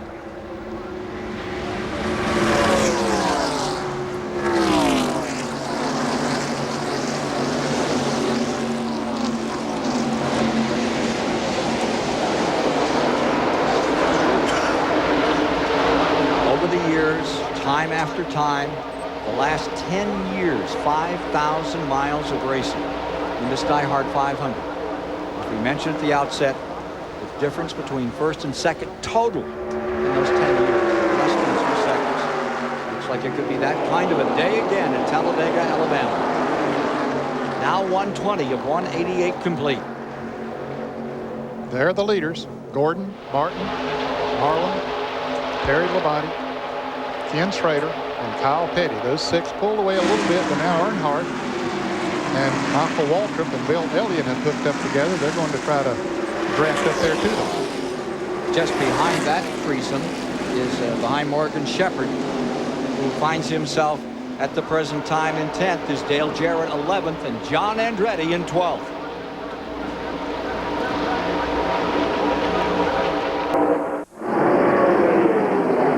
The last 3 laps, incredible run by Earnhardt. Remember, he was several car lengths back in a second pack. 7 cars were together. Martin was up in front. He got clotheslined, hung out to dry. As he fell back, that front pack slowed down a bit, and Earnhardt came propelling through traffic. Now he finds himself in 3rd spot, closed up behind. Jeff Gordon first, Sterling Marlin second, Earnhardt back to 3rd, and Kyle Petty has rolled into 4th position. The deal with Earnhardt, they made a mistake in the pit and had to get 4 tires. By doing that, all them other boys was out there with 2 tires, and the 24s out there with 4 used tires. So, you know, that's an advantage for him right now, probably later on in the race also. Here's Mike Joy. It looked a lot like Earnhardt's charge in the closing laps of the Daytona 500. Here he restarted 12th, and Ken, that didn't only look good on the track as he swept under 3 cars at a time in the tri-oval, it looked good on the watch. His lap passing those 3 cars 48.80 seconds. It's not yet showtime, but I think we've seen what Earnhardt has. So he's up over 195 and then some. Here he is right in there where he wants to be and willing to wait it out a while. 125. Lap 126 is the one they're working now. Here's Earnhardt not waiting, coming to the inside. Yeah, I didn't think he was going to wait too long. But look at Kyle Petty comes down on the inside. He wouldn't make it 3 deep, but he knew that wasn't the smart thing to do, so he just follows Earnhardt right on through. Or tried to. Remember that Earnhardt was leading on the white flag lap here, and they go 3 wide. There's Morgan Shepherd up on the outside. I tell you, the Wood brothers have a fast car here today, and Morgan is doing a great job of driving it. Finished 3rd here in the spring race. Well, they have a lot to celebrate these days. One of the patriarchs of the sport celebrating a birthday. 70th for Glenn Wood. Yes, sir. I used to race with Glenn. How does that make you feel? Richard? Well, that makes me feel old too, I guess. He was one of the best when it comes to running on short tracks. He was really hard to beat. Here's Earnhardt up on the outside with a rim ride, trying to pull it out and come back in front. An amazing return into this DieHard 500 for Dale Earnhardt. Don't count him out of this one. Here comes Sterling Marlin with him for second. And fading back, the guy who's dominated it, Gordon. I think a lot of people, they've only been taking on 2 tires today, Richard. That's a very good point that you made there. A lot of them thought, well, that's all you need. Tires don't slow you down that much. But those that has 4 tires now, it's making a big difference. And then the 24 sitting out there with 4 used ones. Yeah. It's a fine race. Look at Terry Labonte. Slip right in there in the 4th position. All of this action live on CBS today at over 190 miles per hour, breaking all kinds of records at the Talladega Superspeedway. Kyle Petty dips back on the inside as he tries to go beneath Morgan Shepherd. What a scrap this one is. Just inches that car back in there. There you see Michael Waltrip side by side with Bill Elliott a little further back. 15 cars in this lead pack, still duking it out in the 27th annual DieHard 500. There goes the 4 car. For the lead, Sterling Marlin is there. Gordon coming with him. Well, I tell you that, you get that momentum. You can't do anything about it. They got that momentum, got to run at him, and they just kept on going.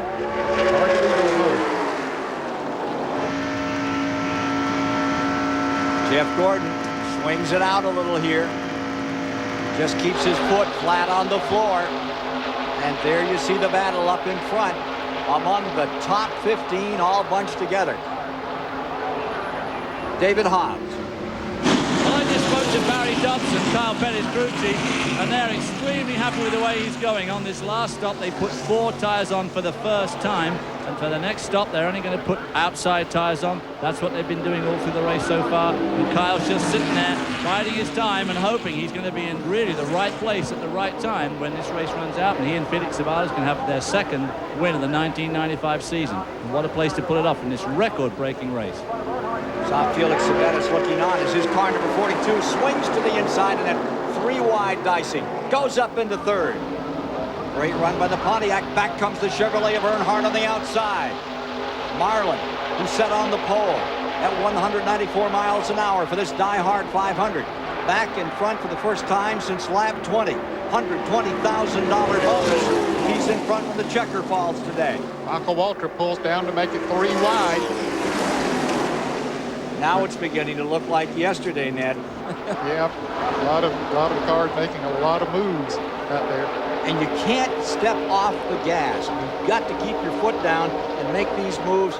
Everything in your body instinctively would say you got to lift, but if you lift, you're history. You've got to keep it down there and make those moves wide open. You just can't afford to get off of that gas because you lose that momentum that Richard was talking about there a moment ago. And if you don't have that, you're going to get blown away. Kyle Petty comes down to the inside as he tries to make a move on Earnhardt. This is the best they've run this year. The Felix Sabetis team, they've been suffering some, but right now there's a smile on Felix's face. as they swing through the tri-oval and come back. Even Steven III losed a little here. It's hung on the inside and back comes Earnhardt, Martin, Michael Waltrip.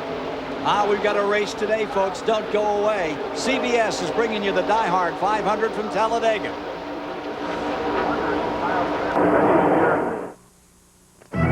Hi, folks. Coming up next on the CBS Sports Show, more boxing and figure skating for the U.S. Olympic Festival. You know, some say athletes begin to peak at age 24. Well, today you'll see a brother-sister pair on ice. She's 11 and he's 13. How's that for a Rocky Mountain hype? The CBS Sports Show is next. Now back to Talladega.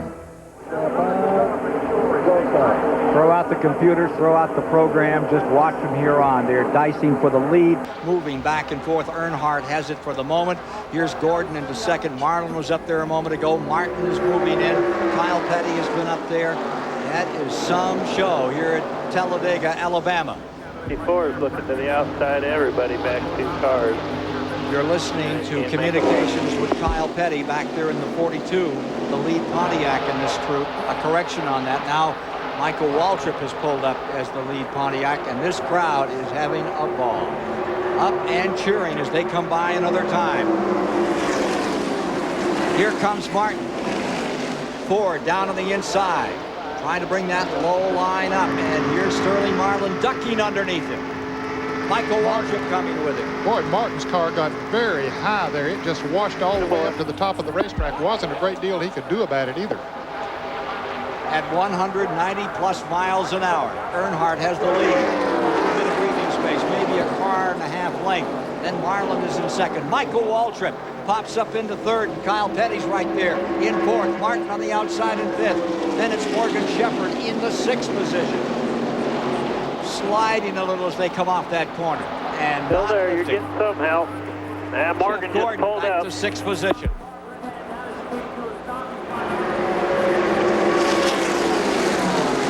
.136 of 188 laps complete. 361 miles down. 21's pushing him there. Brett Bodine is on pit road. Understand that Hut Strickland is, they say, getting into the 11 car now. Hut Strickland taking over. Come and help you. Brett Bodine coming out of the car. Yeah, heat's starting to get to him now. Don't look like he's getting them front fellers, though, does No, they don't have time to think about it. Really is mind over matter in that kind of heat, isn't it? That's what it has to be. You know, you just have to just block that completely out of your mind. The race is behind over. 21. And Bill Elliott coming in here 3 wide. And Jeff Gordon slipping back. Now back up. Ken Schrader in the middle, Elliott down to the inside, and indeed, Gordon's got a handful pinned on the outside. Our in-car communications today being provided by Racing Electronics. There's Rusty Wallace, and he's not having much fun today. The 2 car off the pace, up in front. It's still. Rusty is in 22nd position, 8 lap down. Presley completes the first lap in 15th position. There's Brett Bodine taking oxygen. Pete getting to him in that number 11 Junior Johnson Ford automobile. Could have had just a few fumes coming up in the car or something like that, and boy, I'll tell you, it's tough to deal with in this on this hot day.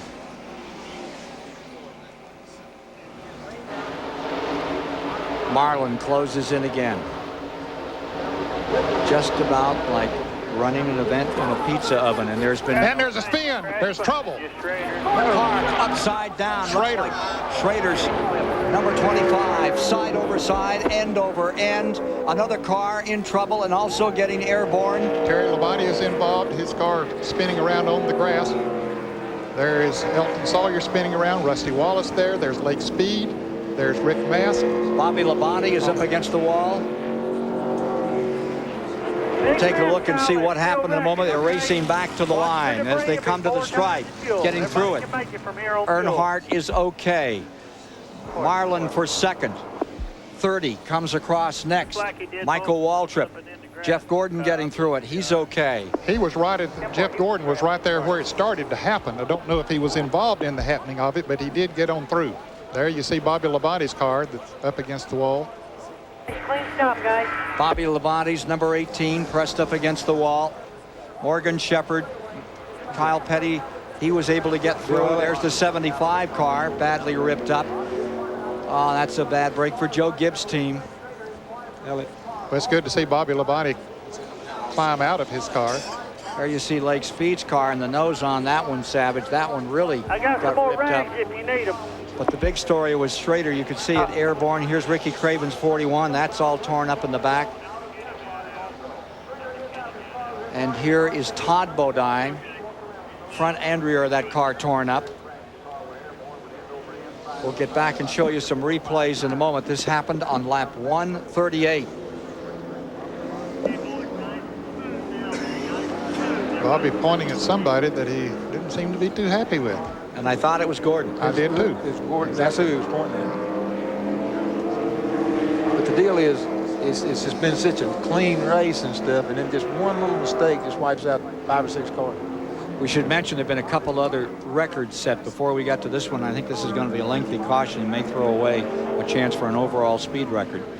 Even with that caution, they had to pick up that debris. They set a record back at 120 of 179 miles an hour. That was with Gordon in the lead. The old record was Cale's way back in 1978 at 178. And there you see Schrader's car absolutely destroyed. Well, he took a nasty roll.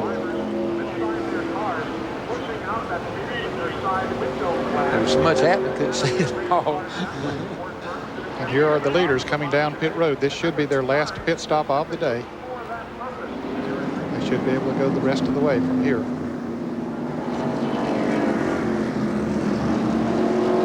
Morgan Shepherd put it down. Let's get ready to go to the pit area. Getting our replays together to show you what happened. Here's Mike Joy.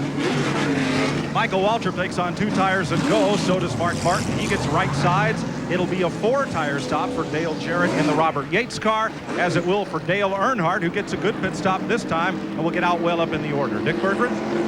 Mike Sterling Marlin also took 4 tires. It was a relatively slow pit stop as a result, and he has lost considerable track position. Larry McClure, the car owner, however, says from here they can easily go all the way.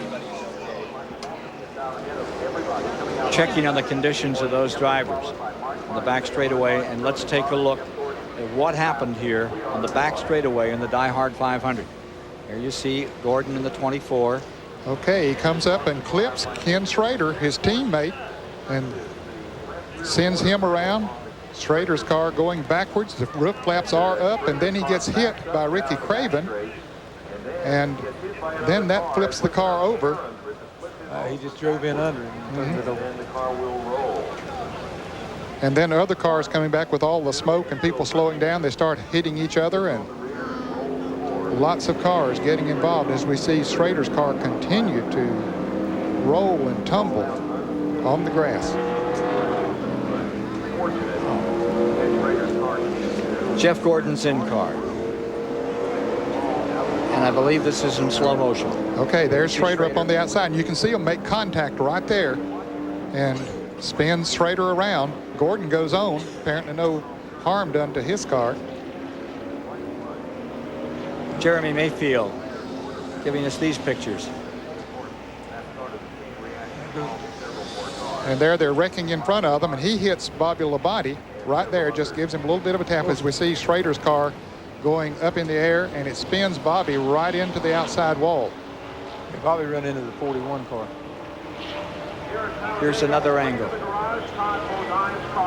can see it had already started to happen there. Craven coming around and spinning the 41. Mayfield, you see he has bounced off the 18 in Schrader's car.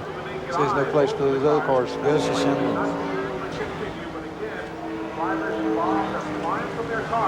In cars now at normal speed. You saw them in slow motion. Now take a look in actual speed. Gordon. Okay, right there's where he clipped him. Gordon keeps going. Nope, Gordon keeps going. You can hear that motor yeah, wide open. Motor still wide open, which he done right.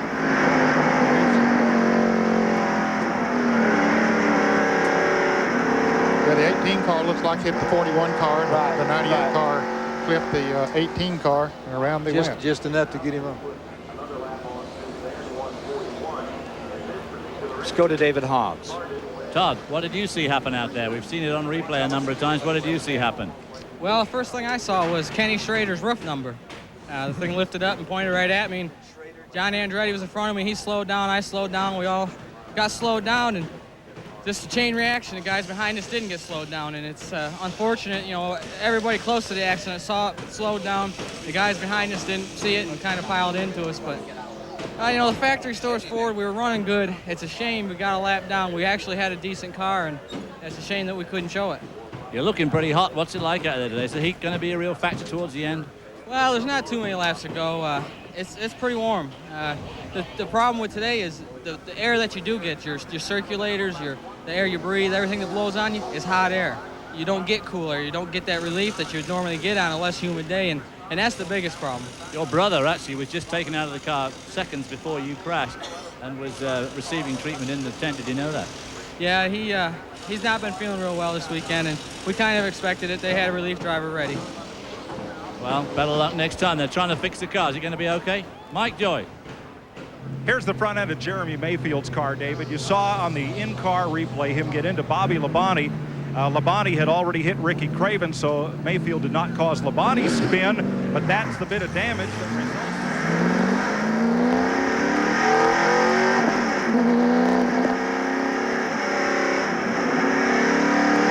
Riding with Jeremy Mayfield as he comes back out on the track. We've lost our communication for this minute, Mike. And we'll get back with you as they continue to pick up these cars. For 32, that looks like Bound's car that also got clobbered out there. More in a moment.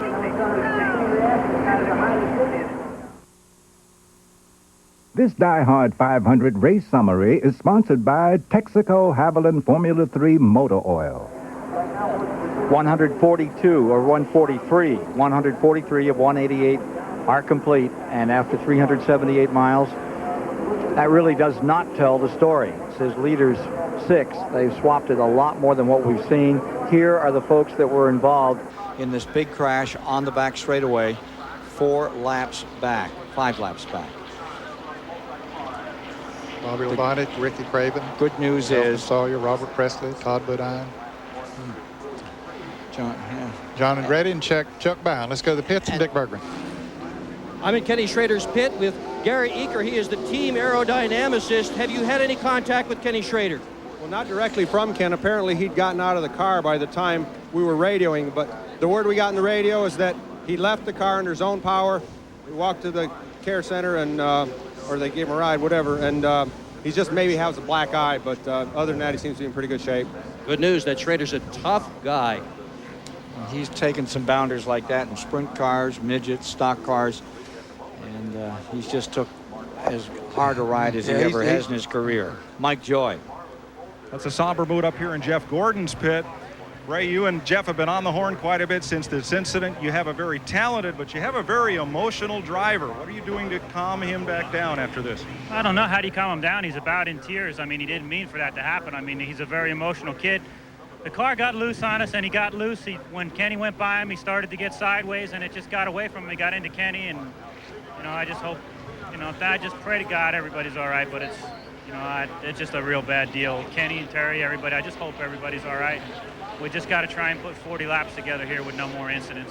Now that'll be your job, is to keep him focused for 40 more laps. How will you do that? I don't know. I just want to, you know, it's just a real sickening deal when something like that happens. I feel real awful bad for him. I'm just going to try and you got to try and get him put out of his mind. I don't want him to get hurt. And like I said, thank God nobody's hurt. But it's a terrible deal with restrictor plate racing, and I just hope it doesn't affect him real bad. He feels, you know, if you heard him on the radio, you know he was about in tears. So it's a real tough deal. We're just going to have to deal with it. We'll return to the Talladega Superspeedway after this message and a word from your local station. CBS Sports coverage of the DieHard 500 is sponsored by Sears DieHard, the official battery of NASCAR. Ford and your Ford dealer. Have you driven a Ford lately? And by Texaco Havoline Formula 3 Motor Oil. And there is good news on pit road. Here is David Hobbs. Kenny Schrader, that was a horrendous machine. What happened? We just caught a little too much air over there. I don't know. I think we got turned around a little bit. Somebody caught us in the left rear. But it just took off, you know. I don't know if it took off when we hit the grass or what, but played sprint car, held on, head down, arms up. You seem okay, but I mean, just can't believe you feel okay, right? Yeah, we're okay. You okay? Yeah. Well, he needs to go to the ball. He's okay. Watch again.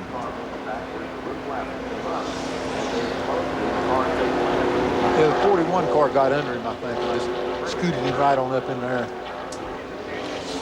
His luck has been so bad. He had such a great run at Charlotte. Thought he was going to win that one. He's had a bad year, and he's lucky to walk away from this so that it's not a worse year than what he's already having. There he is, just getting tagged by his teammate.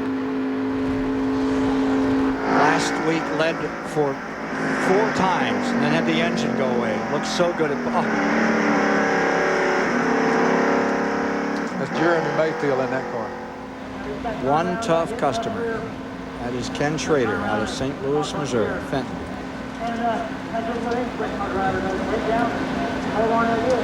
Oh, that was a terrible roll. Here's what Bobby Hamilton saw through the smoke. Bobby just stopped. They just told him to stop. So he just waited. You see, he started off there. He was able to pick his way right on through there. He said, let me get on out of here. Get that thing in another gear. Yeah, but he was running first and second gear just to run real slow. Coming back to green at lap 146, down for a decision. 15 cars in the lead lap of the 27th annual DieHard 500. As they come to the line, Michael Waltrip has a Pontiac in first.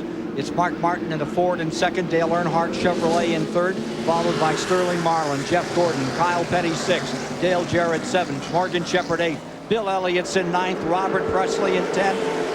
Only 10 lap cars in the lead lap, Ken. 10 indeed. Jimmy Spencer is 11th. He's 1 lap down.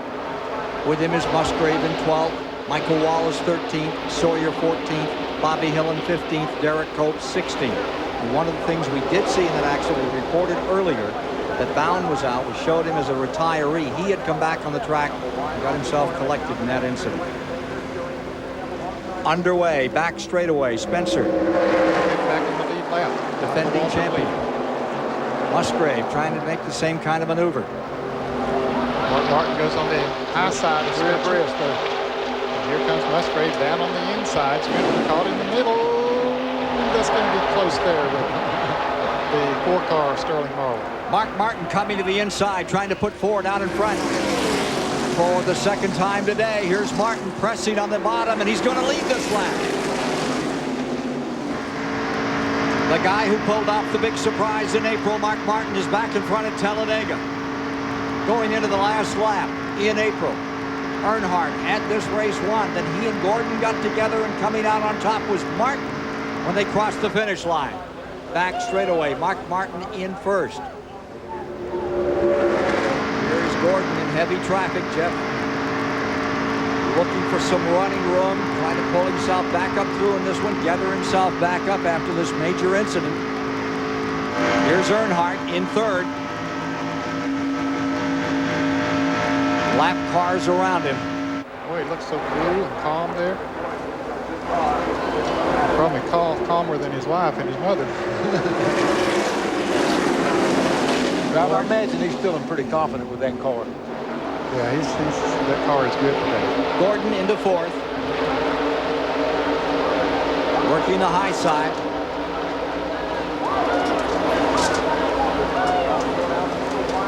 Earnhardt back in fifth. Morgan Shepherd being challenged. Dale Jarrett right there side by side with him. 188 laps marks the distance. Derek Cope way up on the high side. Here are your leaders. It's Martin first, Michael Waltrip second, Sterling Marlin third, Gordon in fourth, Earnhardt fifth.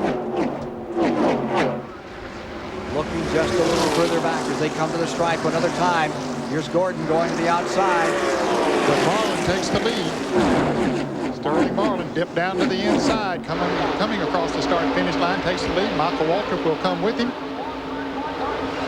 Just behind Dale Jarrett. last week's winner in that 37 lead change race at Pocono. Robert Yates, number 28, is right back in the thick of it this week. They made an extra pit stop, Ken, after their regular pit stop, made some sort of an adjustment on the Hamilton Ford, and it looks like it's working pretty good for them at the moment. So Dale Jarrett is into 6th, and falling back to 7th is Morgan Shepherd. Here comes Kyle Petty back into it again, mixing it right up. 10 cars, lead lap. Earnhardt dips to the inside to make it 3 wide going into the turn.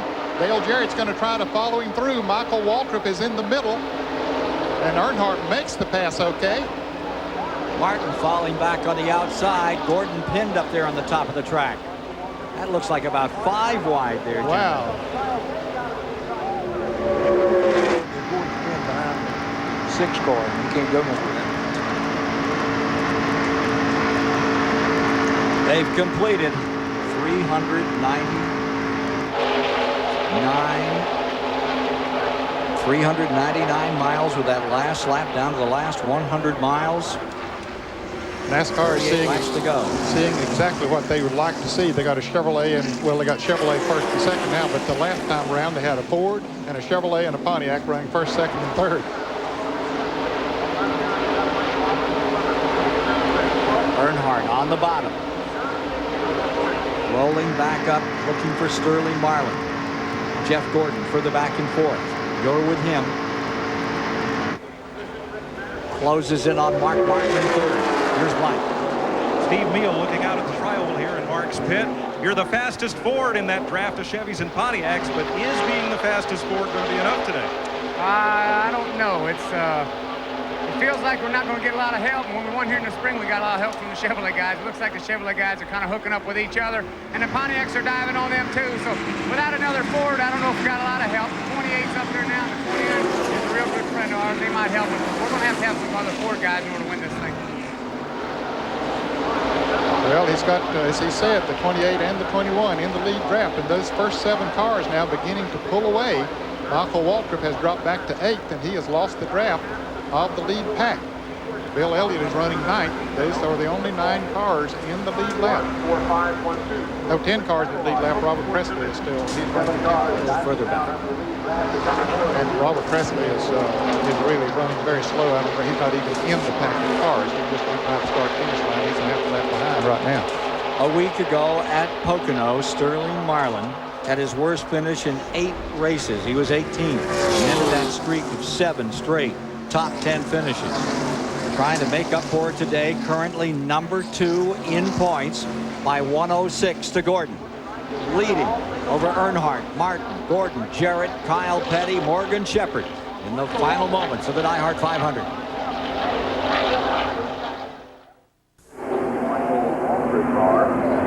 Overhead coverage of the DieHard 500 courtesy of the Goodyear Blimp Stars and Stripes.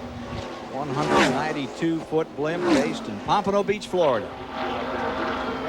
And boy, what pictures they've had to record today. We're at lap 156 of 188, and there are your leaders stacked up, ready to fight it out.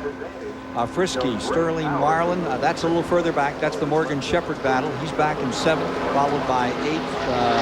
Bill Elliott in that pack. Up in front, Sterling Marlin. There is that second pack.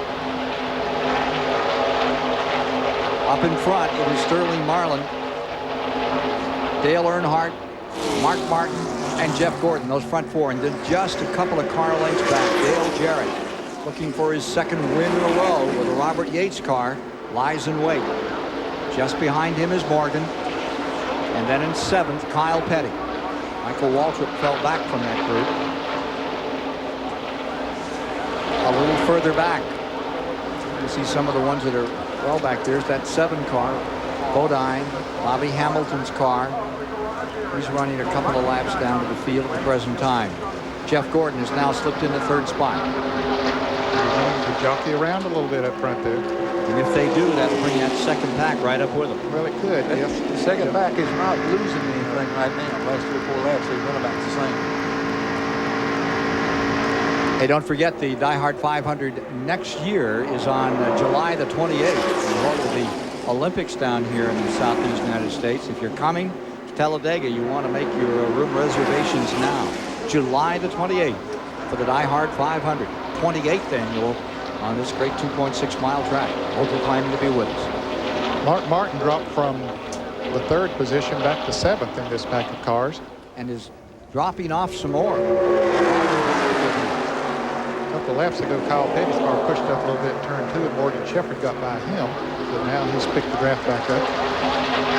Mark's got back up right now. So you got 7 cars there, and you can see the distance back there to the next group, which is Michael Waltrip leading that group, followed by Bill Elliott and Robert Presley still in there. Robert Presley started the day in 10th, and he's running 10th right now. Michael Wallace is being shown in 11th as a lap down. Gordon going for 2nd, going around Earnhardt on the inside, or attempting to at least, and he makes the pass. The point standing battle right here, with the exception of Musgrave, who's just moved up into 3rd spot in the standings going into this week's race. Those top 10 in the Winston Cup standings, amazing. 5 Chevys and 4 Fords and Pontiac up in there at the present time. So for the moment, Gordon has the advantage, and trying to whittle it down in the Winston Cup standings is Sterling Marlin. Here's Mike. Only a couple of Fords in that lead draft, Ken. Mark Martin, Morgan Shepherd, and Dale Jarrett, who is 4th and is the highest place to those Fords right now. Steve Meal said he would need another Ford to help him if either of you guys could win this race. True? I think we're going to need more than one more Ford. You know, Mark and them's been awfully strong, but Steve and I talked a while ago. We're just hanging on. We're just there in the middle, hoping nobody makes a move. We kind of feel like we went to a gang fight and only a couple of members of our gang showed up. So I don't know. You know, we've worked on this car all day. Dale has driven his heart out. We're just proud to be in position we are right now. And, you know, you never know what happened the last 25 here at Talladega. Smartest man in this sport, Richard Petty, often said, the best you can do on any given day is put yourself in a position to win, and then circumstances dictate the rest. About right, Richard. Yeah, that sounds like a good quote to me. It worked for me a lot of times, I'll put it that way. For whom are the circumstances going to work out here? Now Here's Morgan Shepherd swinging out. Yeah, he's trying to pass Dale Jarrett up on the outside. Makes that move, and Kyle Petty's going to try to go with him. Mark Martin's got to run down on the inside, and Morgan does make the pass. He's had a strong car. The Citgo Ford has been very strong here this afternoon. And they get back in a straight line again. Let's see if that's true all the way back through this group. That second group really is catching up to them. Yes, they are. Yeah, every time they pull out, they just catch them that much more. Back to the pits and Dick Berggren for this story. One of NASCAR's senior statesmen, Ken, Glenn Wood, turned 70 years old on Tuesday of this week. That's a long time. What's it like to be 70, Glenn? Well, it feels great. I'm just glad I can still be around at the racetrack at 70 years old. One of the original members of the Wood brothers. So many memories, so many wonderful wins. What's the most significant of all these years, Glenn? Well, probably the one at Daytona when Richard and David crashed at the last lap and we still won the race. Well, he's one of 17 men who won for Leonard, his brother. How would you like to be out there today racing with these guys? This is too much for me. I know what you mean. Great driver. He didn't start racing. He was 27, 28 years old. Yeah, he was past 25 at least. For the lead, Marlin, Gordon, Earnhardt, Shepherd, Jarrett, Martin, Petty. Michael Waltrip with that second group, bringing Bill Elliott along now, closing into these leaders, and really closing at this point. Yeah, there are 9 cars in the lead lap, and we're going to have them all running in a single file here in just a moment or so, because Michael Waltrip and Bill Elliott are catching up to them. There were 7 cars in the lead pack, but now the others are coming to them. 193.7 late in the going. Yes, it is. Moving right along. Not down for those couple of caution flags, but we were really setting some records here early. Here's Mike. Well, Ken, not all is well in the Chevrolet camp, despite that's the most prolific make in that front draft. Dale Earnhardt called in when Jeff Gordon was behind him. He said, "Gordon's making me loose." He says tell his spotter if he's going to stay there and do that to back off, and instead Gordon went around Earnhardt. So I look for Earnhardt to follow Gordon to the closing laps of this race without making a move, because his car is not comfortable running in front of the 24. I thought with the restrictors what you wanted to do was lead in these last laps out here. I don't know. Used to think so too, but the last 2 or 3 races I've seen, I don't believe that's working now. Certainly wasn't true in April. Well, it wasn't.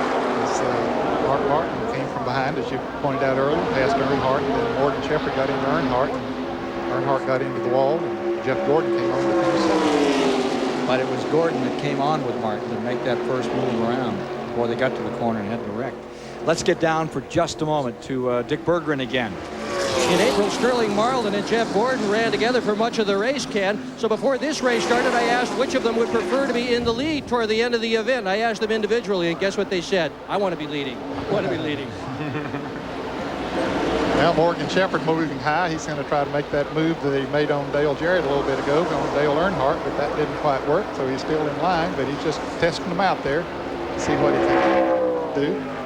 Working lap 166. 441 miles complete at the stripe. Mike? Jeff Bodine is in with a cut tire. It's been a tough day for a car that was very fast in practice. Shane Parso and John Treaton changing the right sides. The U.S. bobsled team chief engineer Bob Cuneo wiping the grill clean. But Bodine, that kidney stone apparently hasn't moved. He's feeling okay, and he's back out there. Laps down. Showing 9 cars now in the lead lap. With that 9th car, Bill Elliott, former winner here. Michael Waltrip just in front of him, and Kyle Petty. And those 9 all gathering up under a hanky to decide this one. Yeah, they're all right there in the lead pack. A couple of lap cars in there as well. Dale Jarrett just behind Shepherd. Now he's getting challenged. Looks like the 6 cars down on the bottom. And Michael Waltrip will come with him. There's Bill Elliott in the red and yellow number 94 as Jarrett drops back to the 8th position. No, the 7th position. Kyle Petty has now dropped back to 9th. Good run for Elliott today, huh? You know, yeah, great run.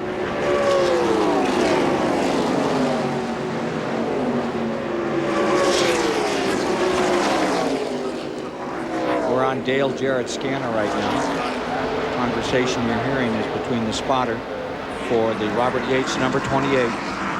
Dale doesn't say much out there, Ned. Not a great deal. No, I heard him ask a while ago who was behind the 42 car. Of course, he found out who one of them was, Michael Waltrip, because he came on by. It's Terry Thornburg on the spotter room car. You've done some spotting for them this year. I have, and I'll tell you, that's not an easy job. It's a nerve-wracking job, especially on a track like this. It's so difficult to see all the way around, and one of the jobs off the spotter is to tell the driver he's clear of another vehicle when they're passing. Sometimes it's impossible to see that. And 20 to go, Dale. I know you're doing all you can. 20 to go. 20 to go. I know you're doing all you can, Dale, and right now he's got his hands full of Elliott. Yeah, that was Larry McReynolds making that statement. Bill Elliott continuing to pick them off. Remember, he was on the tail end of the lead lap. Now here comes Jarrett right back on top of him. Double wide in the backstretch here in the DieHard 500.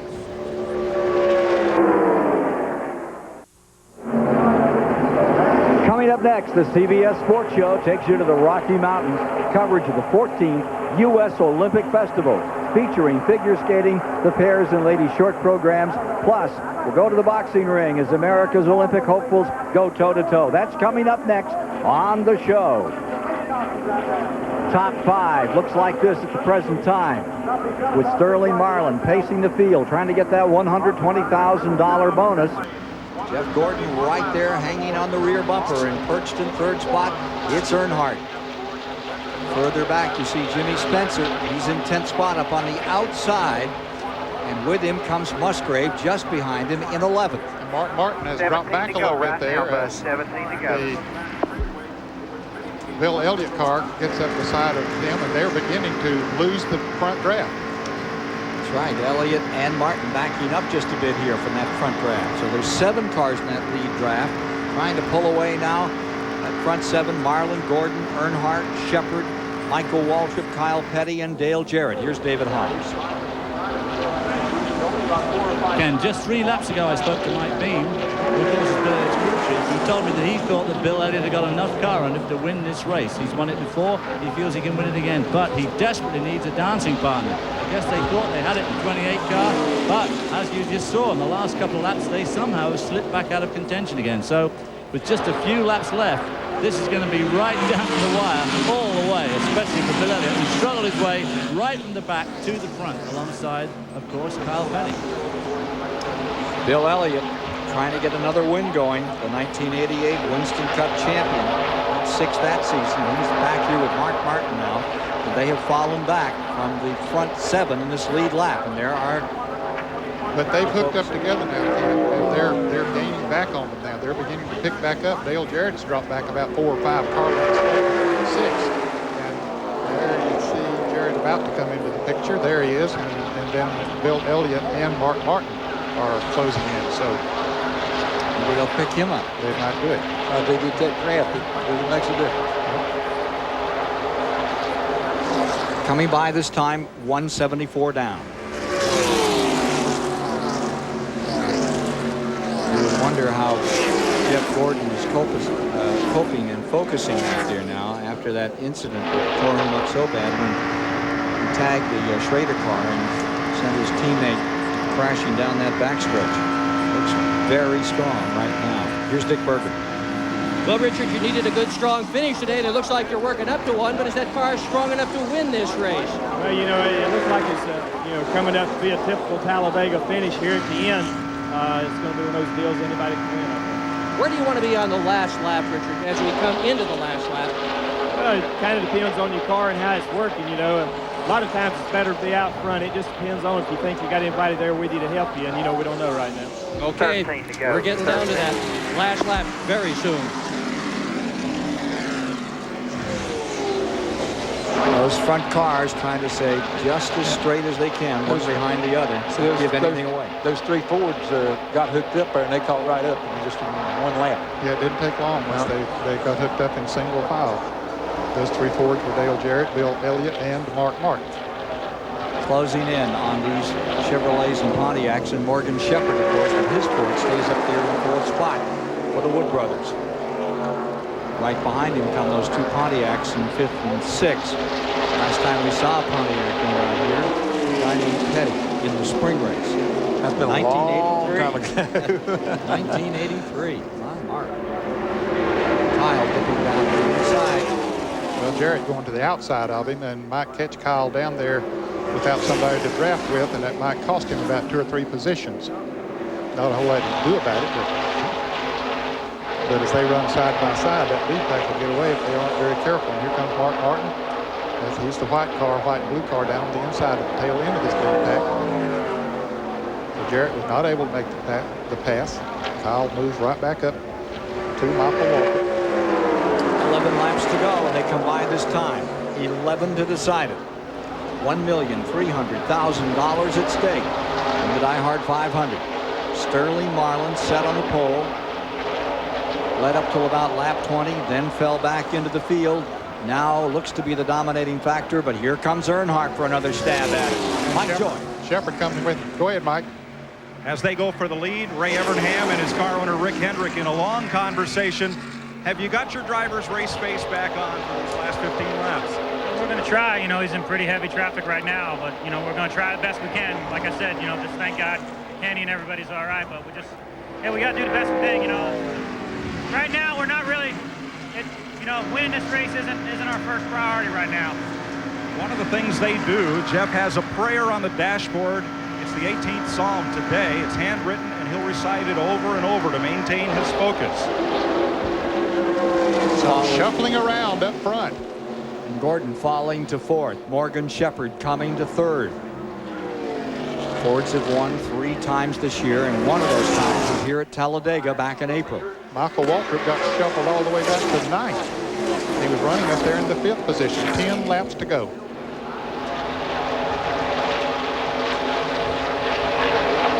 Well, you guys want to give us some strategy to win this race? Keep your foot on the floorboard and look for holes. I hope it works. Yep. Morgan Shepherd has driven an outstanding race. He really has. He has driven a tremendous race in the Wood Brothers car. Kind of a Terry Labonte race. You've never really noticed him until it's time, and then he's there to be noticed. Well, he was the saving grace for a lot of drivers back there after they made some green flag pit stops and they got separated, and they were back there about 12, 15 seconds behind, and he was leading that pack. And finally, once he got to the lead of the pack, he was pulling them as fast as the leaders were running, so it kept them in contention. The number 21, the famed Wood Brothers of Stewart, Virginia. State of Virginia is going to open a museum up there. Wood Brothers in that little town. If there's one family that deserves it these days, it's the Wood Brothers. They have 5 wins here at Talladega. And of course, they won this race. It was in 1980 with the great Neil Bonnet. 5. They won 3 with Pearson in the spring race. There are the front 6. Again, Marlin in first, Earnhardt is second, Shepherd is third, Jeff Gordon lies fourth, and Dale Jarrett has fought his way back to fifth. Right behind him is Elliott and then Earnhardt. And Kyle Petty and Michael Waltrip have just about lost the draft of those front 6 cars. They're back with Jimmy Spencer. 7 cars, I should say. 7 cars in the lead draft. Jimmy Spencer right here. Jimmy Spencer is a lap down in 10th. Musgrave stays 11th, and Michael Wallace in the Donlady car is up in 12th, and what a good run that is for him. He's having a good run. He got caught out of the draft early in the race and went a lap down, but since then he's running very, very good. To Dick Berger. Well, Tony Glover, your car is in the lead right now, but this is Talladega, and all sorts of things can happen at the tail end of a race here. How do you play your cards toward the tail end? His foot on the floorboard, and if they can get by him, fine. If they can't, then maybe we'll come out the winner. We'll just have to wait about 7 more laps to see what happens. And this is the same car that won the Daytona 500. This is number 4 that is in the lead right now. And it's got that funny sound to it. Here's Dale Jarrett and Morgan Shepherd making a move to try to go around Jeff Gordon. Then Jarrett dips back to the inside. And Shepherd's still up there on the outside.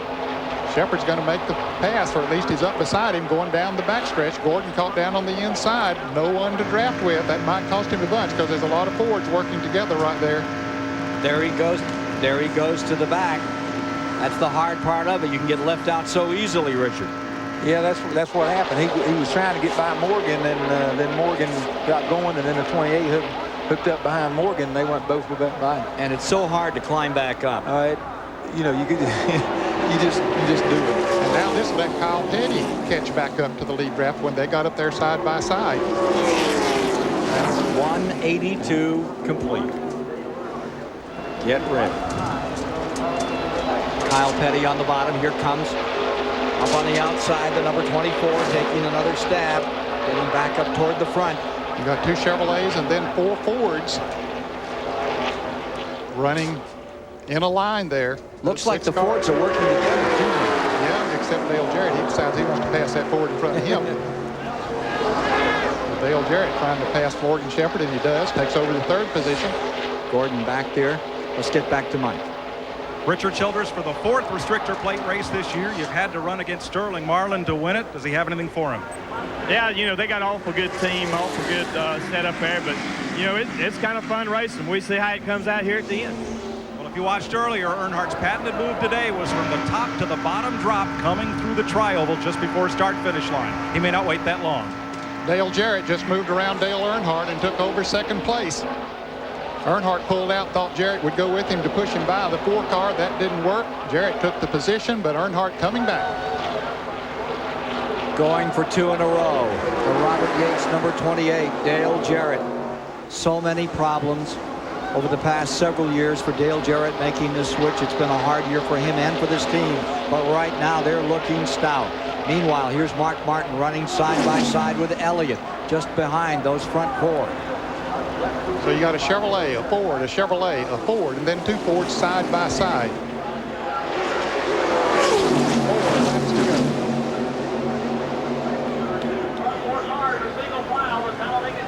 Now those front 4 cars beginning to pull away as Mark Martin and Bill Elliott run side by side back there for the 5th position. Yep, it's over for them if they stay like that. Any distance at all.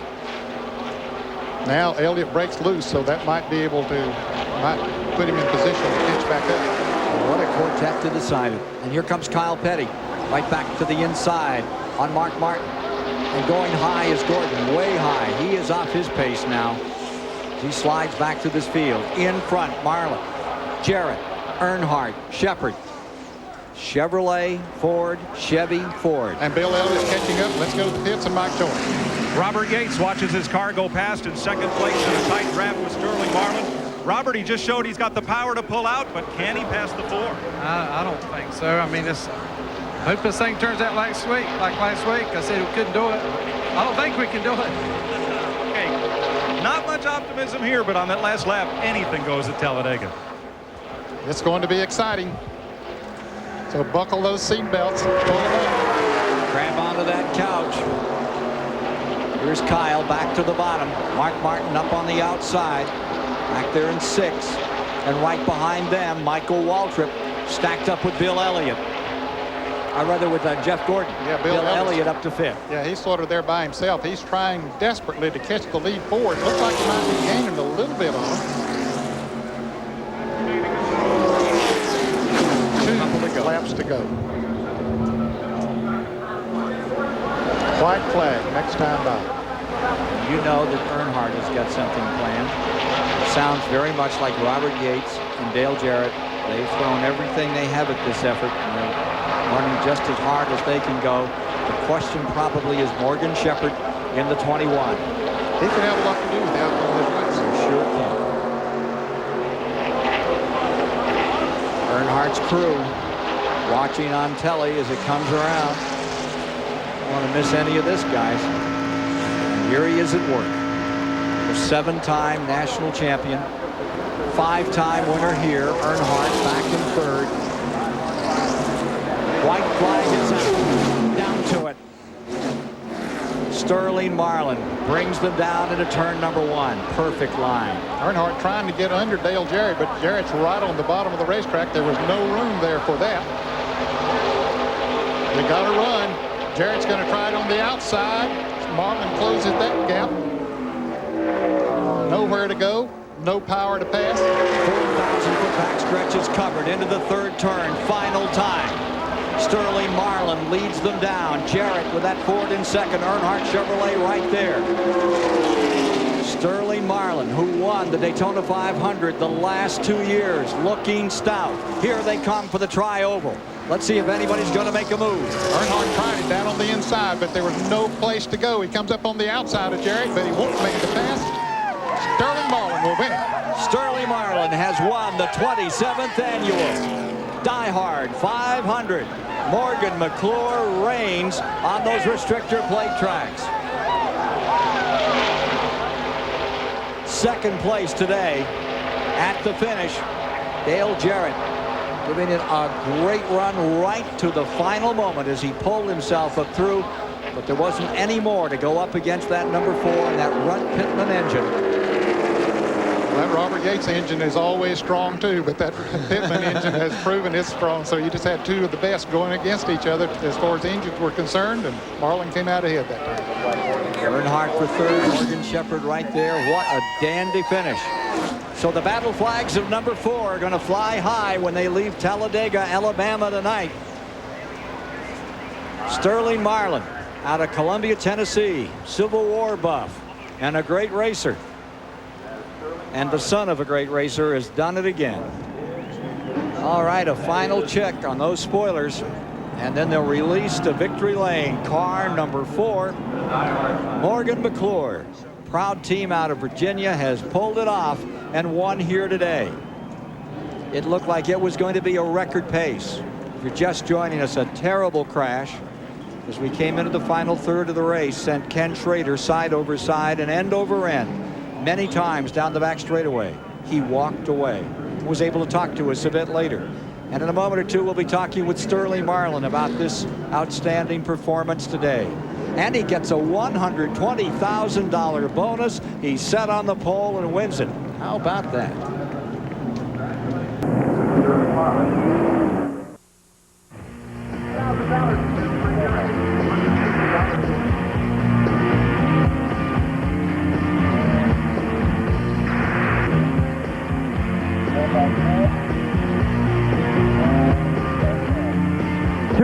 today.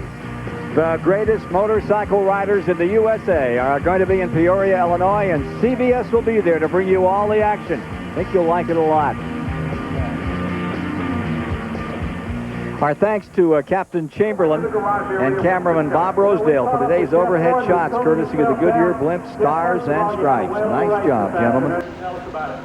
Let's go to Mike Joy with the winner. Third victory of the year, Sterling Marlin. Did it look easy from out front? No, it didn't. I tell you, there's all back there running good, and I just tried to, block inside and not let them get by. And the car drove the best, did it to last. Tony, Grunt, Larry, the whole crew did a great job. All the boys at the shop, and my hat's off to them. They give me a great race car. Sure, a lot easier to win from out front than the middle of that pack, though, isn't it? Yeah, it's hard once you get back there and get in all the traffic. It's hard to pass, and the crew had some great stops, stayed up front all day, and everything went perfect. Kodak Chevy. I want you to meet the two fellows that make this go. Here's the horsepower, Runt Pittman, and the handling, Tony Glover. Turn around here. How much this track is handling, and how much of it is horsepower? Really, here you ain't got to handle very good. If you got one of Runt's motors and you got a body like this thing's got on it, Carolina race cars put on it. All the guys back at the shop give us a great race car here, so my job's pretty easy. I just stand and watch. That's aerodynamics, and Runt Pittman is here, and he will never tell us what that strange sound is beneath that motor. Now, all the boys at the house know. Thank all the boys in the engine room and the shop. Everybody done a real good job. And with him, Cuckoo Marlin's here, too. That's Sterling's dad, who won a qualifier at Daytona, but never made it to victory lane here. Here's Dick Berggren. And I'm with Jeff Gordon. Jeff, what happened on the backstretch with you and Schrader? Man, I felt bad. I've never felt so bad in a race car.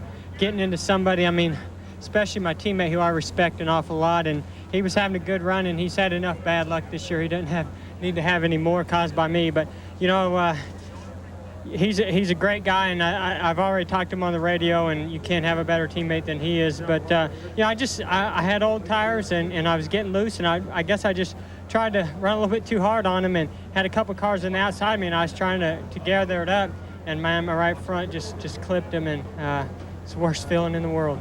How hard was it to keep going after the accident? It was tough. Every time we got close, I was afraid somebody was going to, flip or get sideways. And, you never want to see an accident like that, and you certainly don't want to be a part of it. And, but hey, my guys, they kept me pumped up. I couldn't quit. I wasn't going to. And I gave it everything I had. I just got a little bit too loose again there at the end. How about finishing 8th here? I thought I finished a little bit better than that. It was a photo finish down there to the wire, but hey, it's another top 10. We finished. That's really what matters.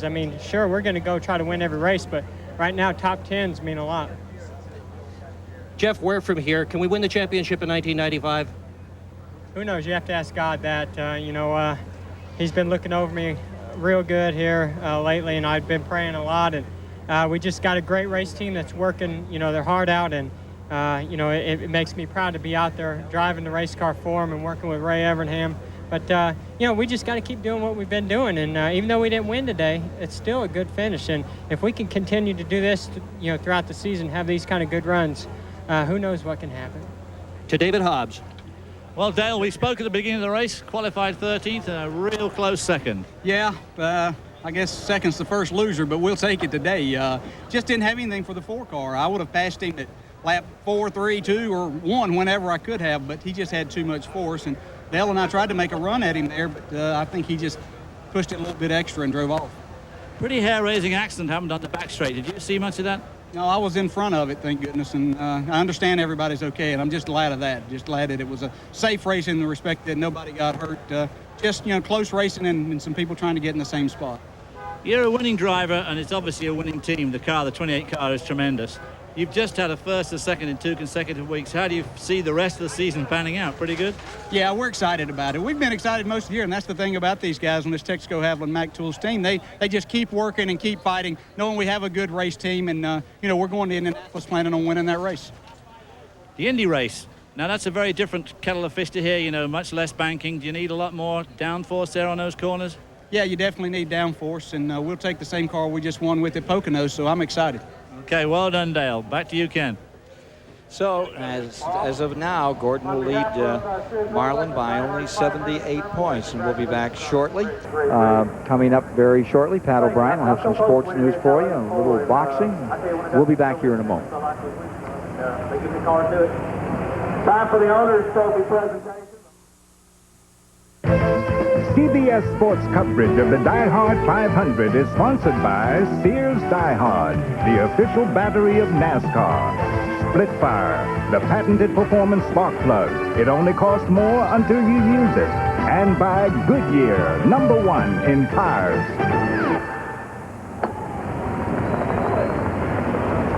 At Talladega, let's take a look at the standings this afternoon. Marlin first, Dale Jarrett second, Earnhardt, Shepard, Elliott rounding out the top 5 a little further back. And Kyle Petty coming across in 6th today, followed by Mark Martin and Jeff Gordon, Michael Waltrip. Jimmy Spencer got 10th. Yes, a lap down. Ted Musgrave came home 11th. Mike Wallace, Jeremy Mayfield, Elton Sawyer, Derek Cope, all of those drivers with good runs here. Bobby Hillen, Rick Math, Chad Little, Dave Marcus with the top 20 finish, and Ward Burton finishing in 20th. Good run for Dave Marcus. And we'll be back here with more and give you a look at the point standings and so forth in a moment. First, let's go to New York with Pat O'Brien. As the largest crowd in DieHard history seeks a little shade around here, we'll let you look at the final complete standings. These are unofficial at the moment through all positions. Richard Petty, a final thought from you about today's race. Well, I tell you, it started off as one of the fastest races we ever had down here, and then we had a little excitement in the middle of the race, and it came down to a typical Talladega race with about 6, 8 people having a chance to win the race. And, you know, this is Winston Cup racing, and this is what it's all about. Ned Jarrett, you've been here for all of them. What do you think of this one? Well, it was a very good race, no question about that. A little surprising that no one was able to pull out and make a pass on that last lap, but Sterling Marlin was just so strong that they just simply couldn't do it. But there again, as Richard said, that's racing here at the Talladega Superspeedway. Well, there are the standings on today's race. Darrell Waltrip, the first man out. Chevrolet's 14th win of 1995 is recorded here today. Marlin has pulled out in front of the points by 69 over Jeff Gordon as we get into the last half of the season. Photo finish for 7th between Gordon and Mark Martin was certainly a great moment there. And Earnhardt is now 3rd in points, 146 behind Jeff Gordon as we take a look at those standings moving on through the season. Great race here today at Talladega, Alabama. But that's what you expect when you come to Talladega, Ned. Absolutely. All that speed, and we had that spectacular moment. I think this is a lot of people will remember is this incident more than anything except the win by Sterling Marlin today. Ken Schrader walked away from this. Got a little tap from his teammate Jeff Gordon as they came off of turn 2. Then Ricky Craven in car 41 comes in and hits Schrader, nowhere to go. And Schrader's car gets upside down, starts the barrel rolling, and it looks like it's going to go forever. Pieces flying off it, but thank goodness he was able to walk away. Remind you of Daytona, Richard? Well, yeah, a whole lot. I just want to say that this shows that NASCAR really is involved in the safety features of these cars. See these cars do all that stuff, and, you know, the man walks away.